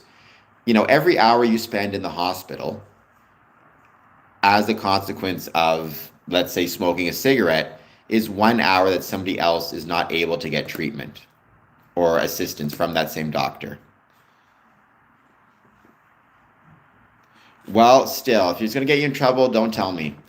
I would say in general, as a good rule of thumb, it's not one of those things where like stuff like that should probably be shared not online. I would say Freemasonry has some philosophies that can help people in their personal growth. I think that'd be awesome. And if you end up finding Freemasonry interests you enough to join, that's all the better. But if not, that's okay too. I'm just happy you're here. Like I said, I hope you'll consider checking out the article I wrote. If you go to Medium, Square and Compass Promotions, the article is entitled Good Worshipful Masters Borrow, Great Worshipful Masters Steal.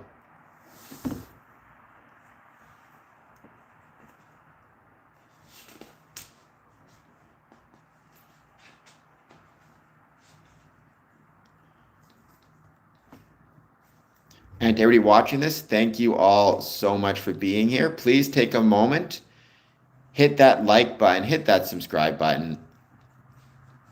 Awesome. I hope you'll follow me on Medium. Leave a comment on the Medium channel as well. That helps out big time. All of this stuff helps out. So, post a reply, etc., etc. You can follow on Medium completely for free.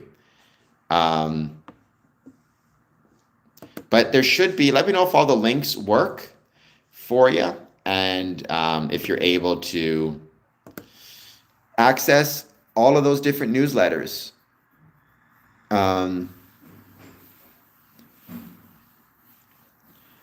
not sure what that means, apple tree. My suspicion, for whatever it's worth, is what is actually the case is the knowledge itself is not from the devil. Rather, it's how it is used.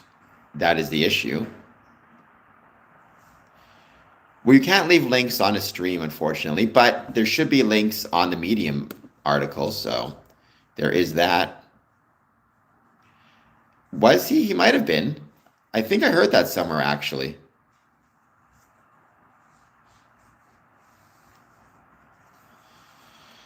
I'm not sure who Dr. Walter Martins is.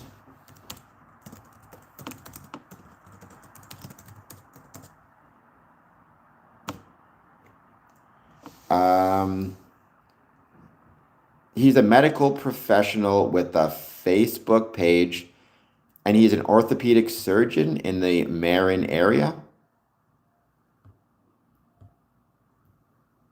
Is that who it is? I'm looking just online on Google. It doesn't look like the type of person who would teach about Freemasonry. I just looked in Dr. Walter Marin.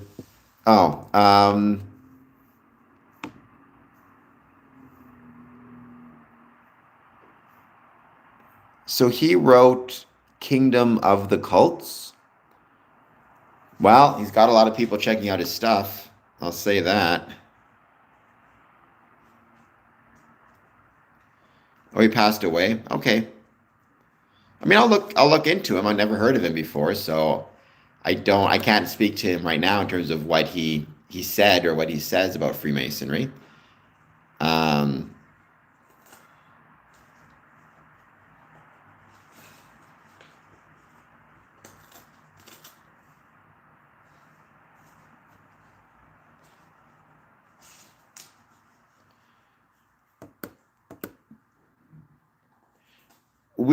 I do not. Now, I am trying to turn my love or my passion for Freemasonry into a profession by doing this, but this isn't taking money from the lodge. This is people supporting the channel through, for example, a Patreon page or through becoming a YouTube member or a super chat, which, by the way, I hope you will consider doing a super chat, just 99 cents. But as a general rule, nobody makes any money for work done for Freemasonry. Now, sometimes a lodge may pay a member a stipend to do some work, like, for example, clean up the lodge or, if any custodial work needs to be done. But that is the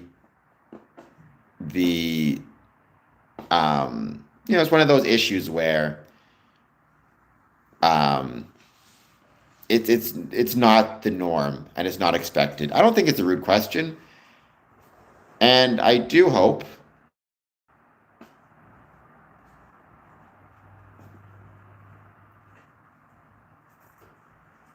I do hope that within Freemasonry, we develop more opportunities to maybe consider providing income to some of our members, especially depending on the amount of work that they have to do. Because Freemasonry does require a significant amount of work. It's not the type of thing that's super easy to do, despite what some people say, especially if you're the worshipful master of the lodge.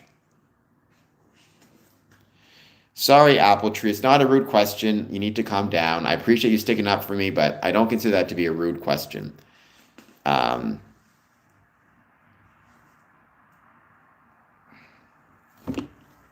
We're going to give it a bit more time. We're going to wait to see who joins.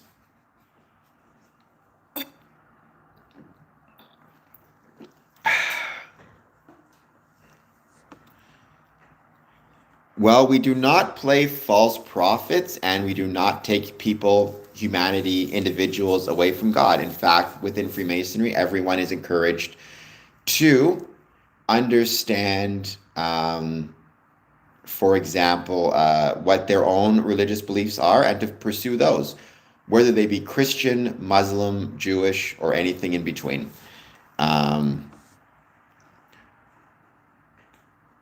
What's the Mason's main objective? There is no single main objective to being a Freemason. Rather, every Mason needs to decide that for himself, right? For me, in my opinion, the main objective of Freemasonry is to try and build a better world through the application of brotherly love, relief, and truth. However, every Mason needs to decide that for himself.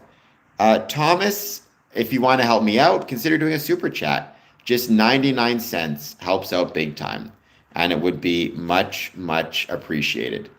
So just a 99-cent super chat would help out big time. And it also helps with other people find the stream. So thank you also everybody who has subscribed. We finally got over 3,580 subs. Now we're on our way to 3,600. That's 16 more subs. Yes, he was, but not very active user. There is no truth according to Masons. Every Mason is an individual and has to figure out whatever truth, for himself. I don't know what that would mean to say the truth, right? That's like asking what is the truth according to football players, or what is the truth according to gym members, or what is the truth according to, I don't know, plumber. Like, it's a designation of membership. It's not a designation of a philosophy per se.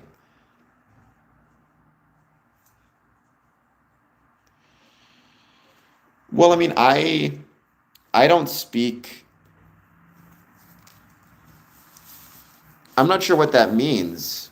I give my opinions, right? But I'm not a religious person. Like, if I was a preacher of some sort or religious of some sort, I suppose you could ask the question, am I speaking the word of God or am I speaking my own mind? But that's not the same thing as what I'm doing here. I'm not speaking in a religious context, so I am giving my own opinions, just as anyone, Christian or otherwise, could give their own opinions, Mason or otherwise, right? I try to be very clear that I'm giving my own exclusive opinions. Wasn't Groucho Marx actually a Freemason? He was the comedian, wasn't he? If I'm not mistaken. Oh, I see what you're saying when I say brotherly love, relief, and truth. I see what you're getting at. Sorry.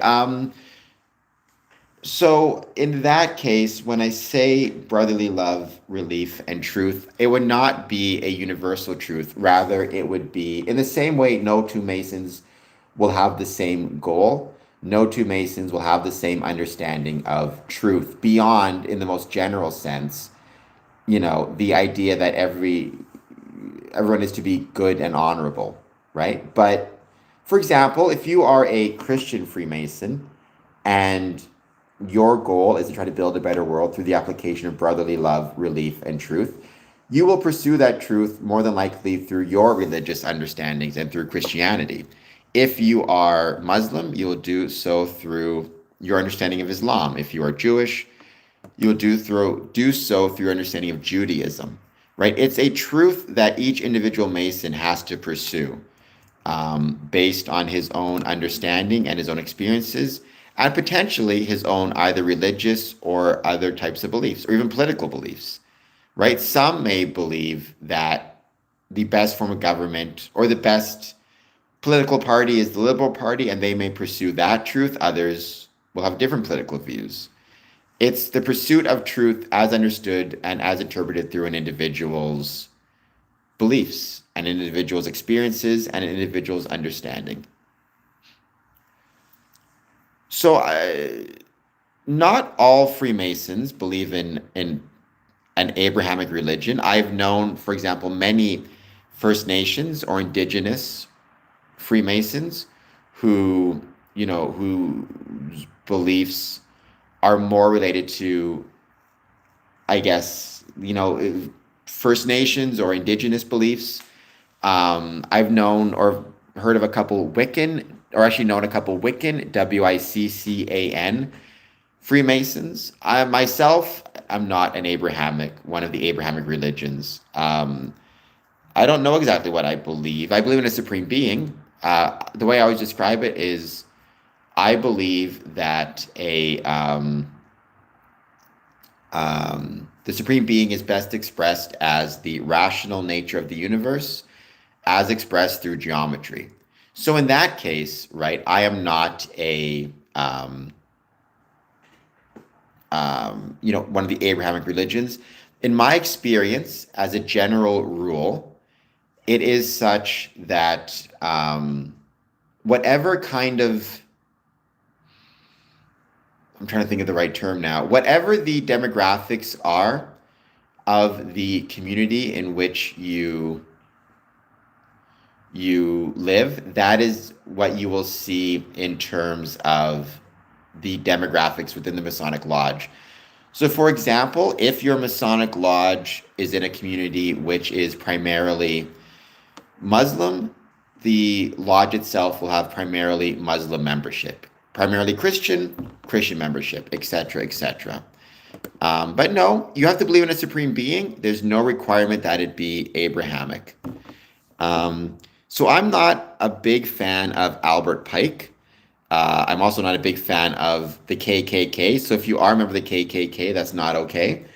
I will say Albert Pike did seem to, his kind of racist beliefs did seem to really modify and, in fact, really reduce or dilute as he got older. In fact, to the point where he was speaking positively about, and interesting enough, he was speaking positively about Prince Hall Freemasonry, interestingly enough.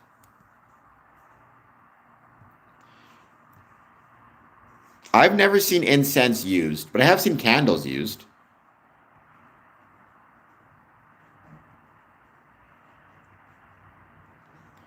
Christ said he was the way, truth, and life, and no man comes to the Father. So I'm not sure what that means and why you bring that up.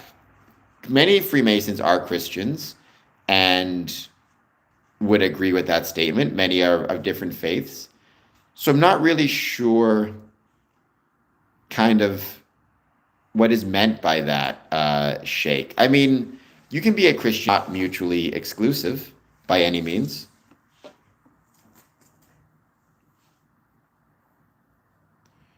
In some ways, you're not wrong. Albert Pike did not predict world wars. That's a myth, or that's a scam. That's a fraud.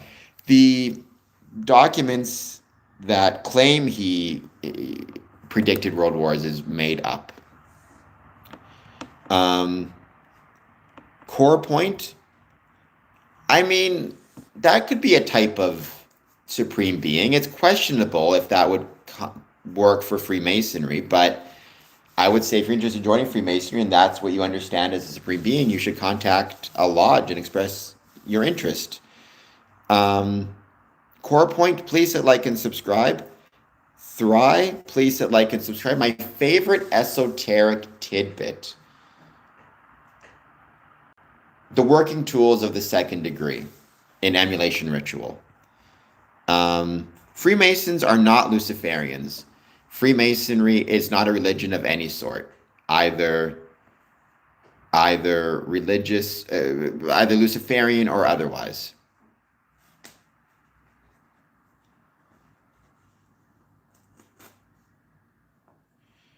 Again, I mean, I've heard that before, and I understand that it is absolutely sometimes the case that, but I mean, that's true for any, not just religion, but any group in general, right? It's absolutely the case that it's very possible that people would be hypocritical in their beliefs.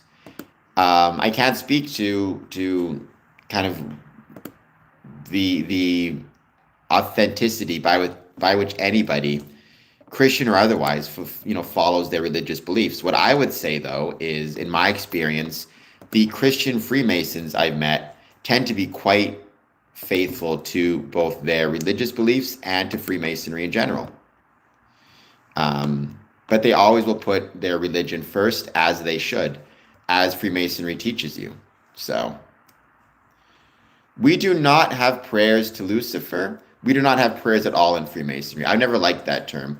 We have invocations, which is not the same as a prayer, right? I just want to keep that clear. I draw a distinction between invocations and prayers, though some Masons use the term interchangeably. Your granddad doesn't have to be one. That's fine. XTC. There's no law that says somebody has to be a Freemason.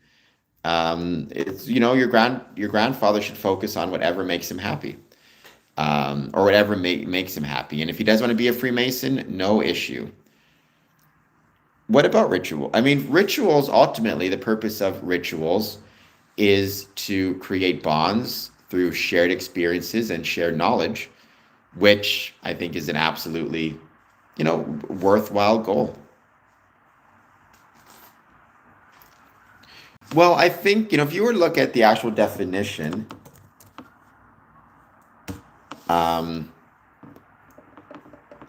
right, it's an act of calling upon a, supreme being, a higher power, for inspiration or assistance or presence. I want to use the term demand because it's more request. Like when I say, please consider doing a super chat, I'm not demanding you do a super chat. I'm just making the request, which you can choose to comply with or not comply with, depending on what you think of this stream, or what you think of Freemasonry, what you think of me, right? Invocation is the same idea, but it's not quite the same thing as a prayer.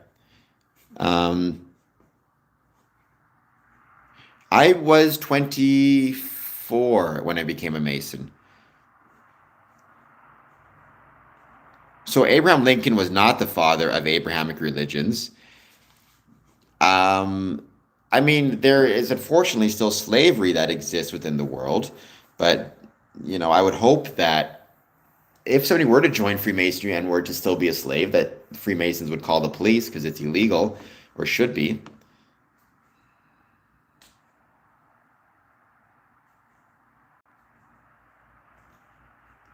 I have no idea, Crystal Lynn, because I don't know what. I mean, I don't think the Boy Scouts existed in the 1500s. Senior deacon is just an office within a lodge. It has certain responsibilities. I've never heard of, the 1500s. I don't think the Boy Scouts existed then. I could be wrong. I don't know much about Boy Scouts.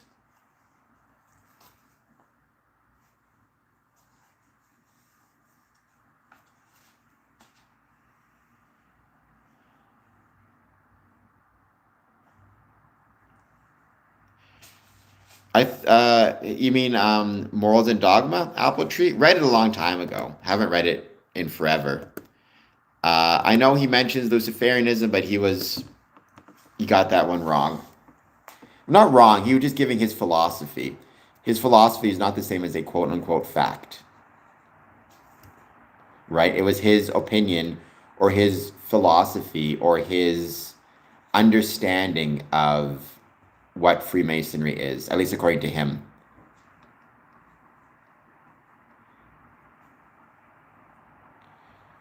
I've heard that speech before. I mean, I think JFK was a decent president. I really like the movie 13 Days, but I think he was wrong about that one. Having said that, Freemasonry is not a secret society. Well, so I don't believe in such things, I think. If you're just asking me, have I become more observant? I think yes, but that's not inherently because I'm a Freemason. It's because I'm a Freemason who wants to grow Freemasonry and cares about it. And part of that, what that means is I have to um, pay attention and observe the world around me. So, for example, I'm trying to follow what's happening with the tariffs right now because you cannot separate the condition of Freemasonry from the economic, social, or political conditions of the country in which it's located.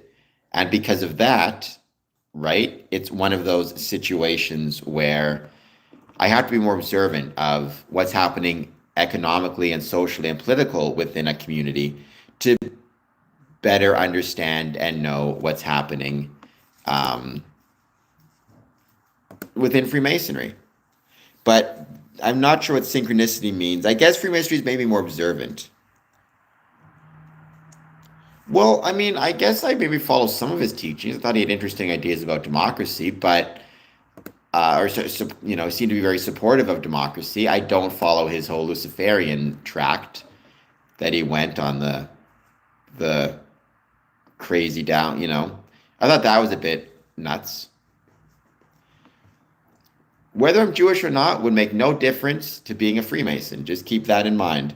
So I don't answer the question other than to say there are Jewish Freemasons, Muslim Freemasons, Christian, Hindu, Sikh, and everything in between. Well, there's very few women Freemasons out there, and from a numbers perspective, that's going to be pretty challenging. I mean, the Order of Women Freemasons does exist, and it is growing, and they're doing a great job. But no, you can marry whomever you want, right? You can marry whomever you want.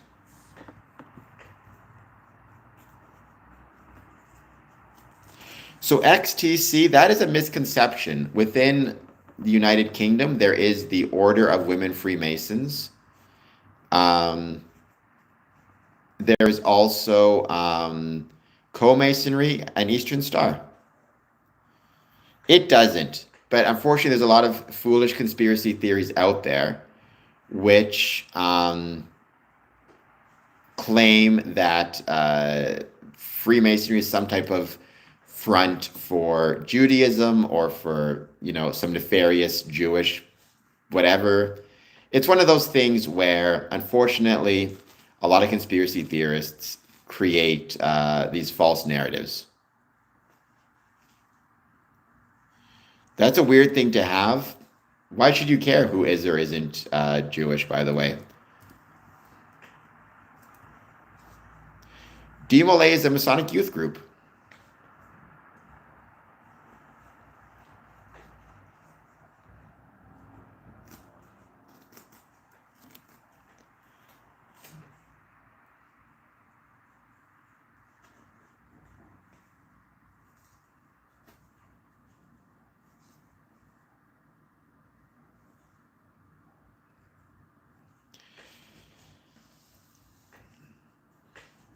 I mean, I would say, to my knowledge, he does not mock anyone. So, I mean, again, I'm not a religious expert, but in my experience, he is not one who would mock others.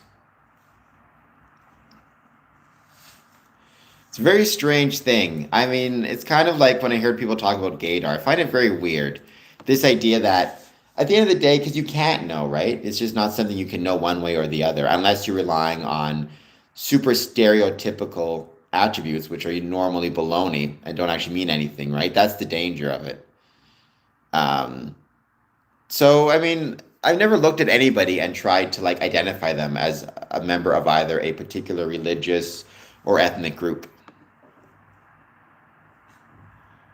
I'm not sure if, I mean, again, I'm not religious. So when it comes to supernatural or religious entities, Lucifer or otherwise, I have no idea. But I would say the general rule, if you think someone is communicating with you that you can hear or, deal with exclusively, then maybe you need to talk to a doctor.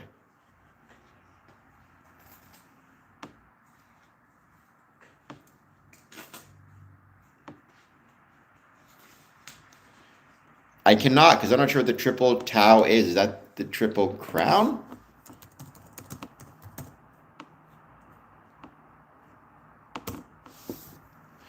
Oh, the Royal Arch Masonry. Actually, it's funny. I'm not a Royal Arch, so I didn't realize at first what it was. Yeah, the triangle with the lines inside of it. The triangle, and then with the three lines inside of it, right? It's a symbol for Royal Arch Masonry. Although, if you want to learn more about it, the best place to go is the Square magazine. Um, as they say here, it embodies um, It embodies profound teachings of balance, unity, and divine connection, representing the principles of brotherhood, relief, and truth. It guides Masons on their transformative journeys towards enlightenment, encouraging reflection on personal growth and deep bonds forged within the Masonic community. Legend, I have no idea what that means.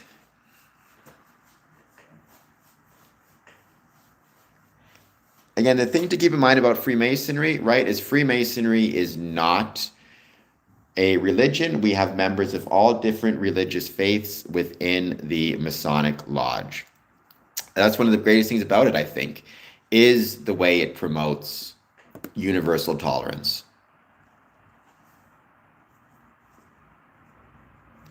We're going to be ending this stream soon. I will be back on. By the way, I've been talking about the number of different push-ups I've been doing per day for mental health support. Let's see if I can now go back. I mentioned on day 4, I did 50 push-ups because 50% of the world's population will experience a mental health or mental illness within their lifetime. On day 5, I did 46 push-ups because 46% of people worldwide believe mental health matters more than physical health for overall well-being. I would say the two are connected. You cannot really have one without the other. If you have good physical health, you're more than likely to have better mental health and vice versa. So I think the two need to go hand in hand.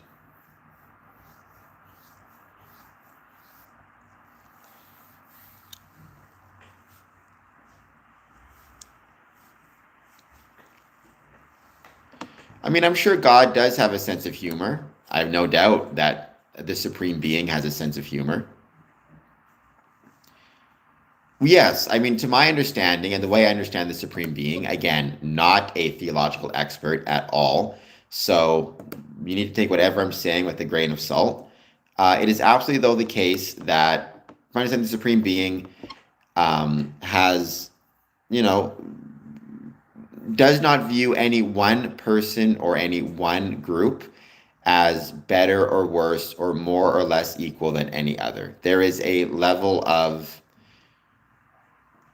universal quality of being a human that transcends how one looks, how one worships, or what one thinks, or what one believes, right?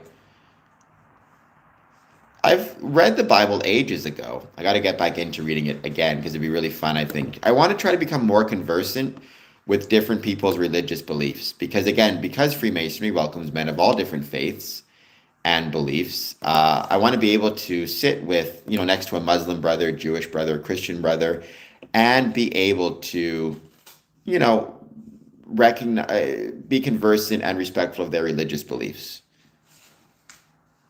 That should be what it stands for. I would love it more if it stood for original gangsta. Everybody just watching this, please take a moment, hit the like button and the subscribe button, and consider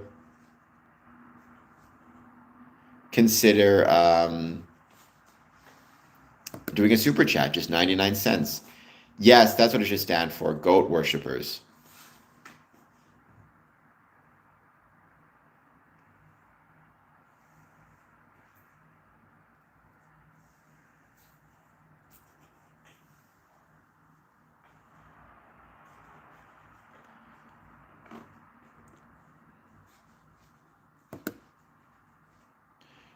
We're going to give this stream another, let's say, 5-10 minutes, because then I need to recharge my phone.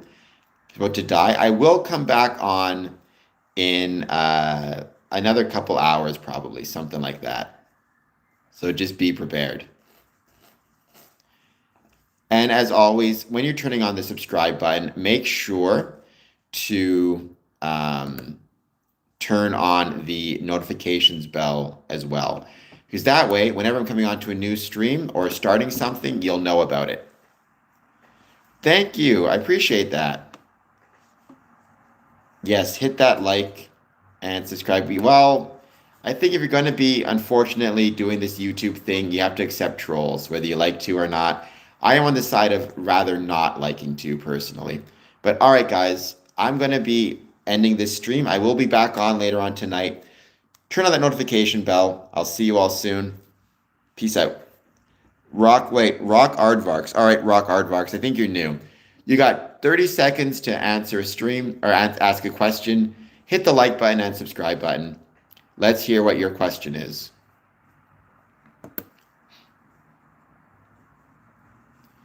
Oh, you're running out of time. Thank you, Adam, and thank you for being here.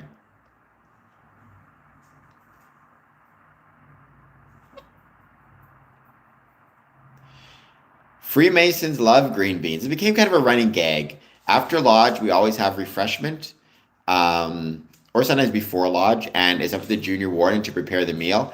I think as green beans are easy to prepare and they're relatively inexpensive, it became a very common side dish at Masonic banquets. And so it kind of became a running joke that it became this running joke that Freemasons love green beans, or that Freemasons hate green beans, because we are so often exposed to them. And okay, we are done. I'll be back on tonight at some point, though, I promise. Thank you, everybody, for being here. I'll see you all soon.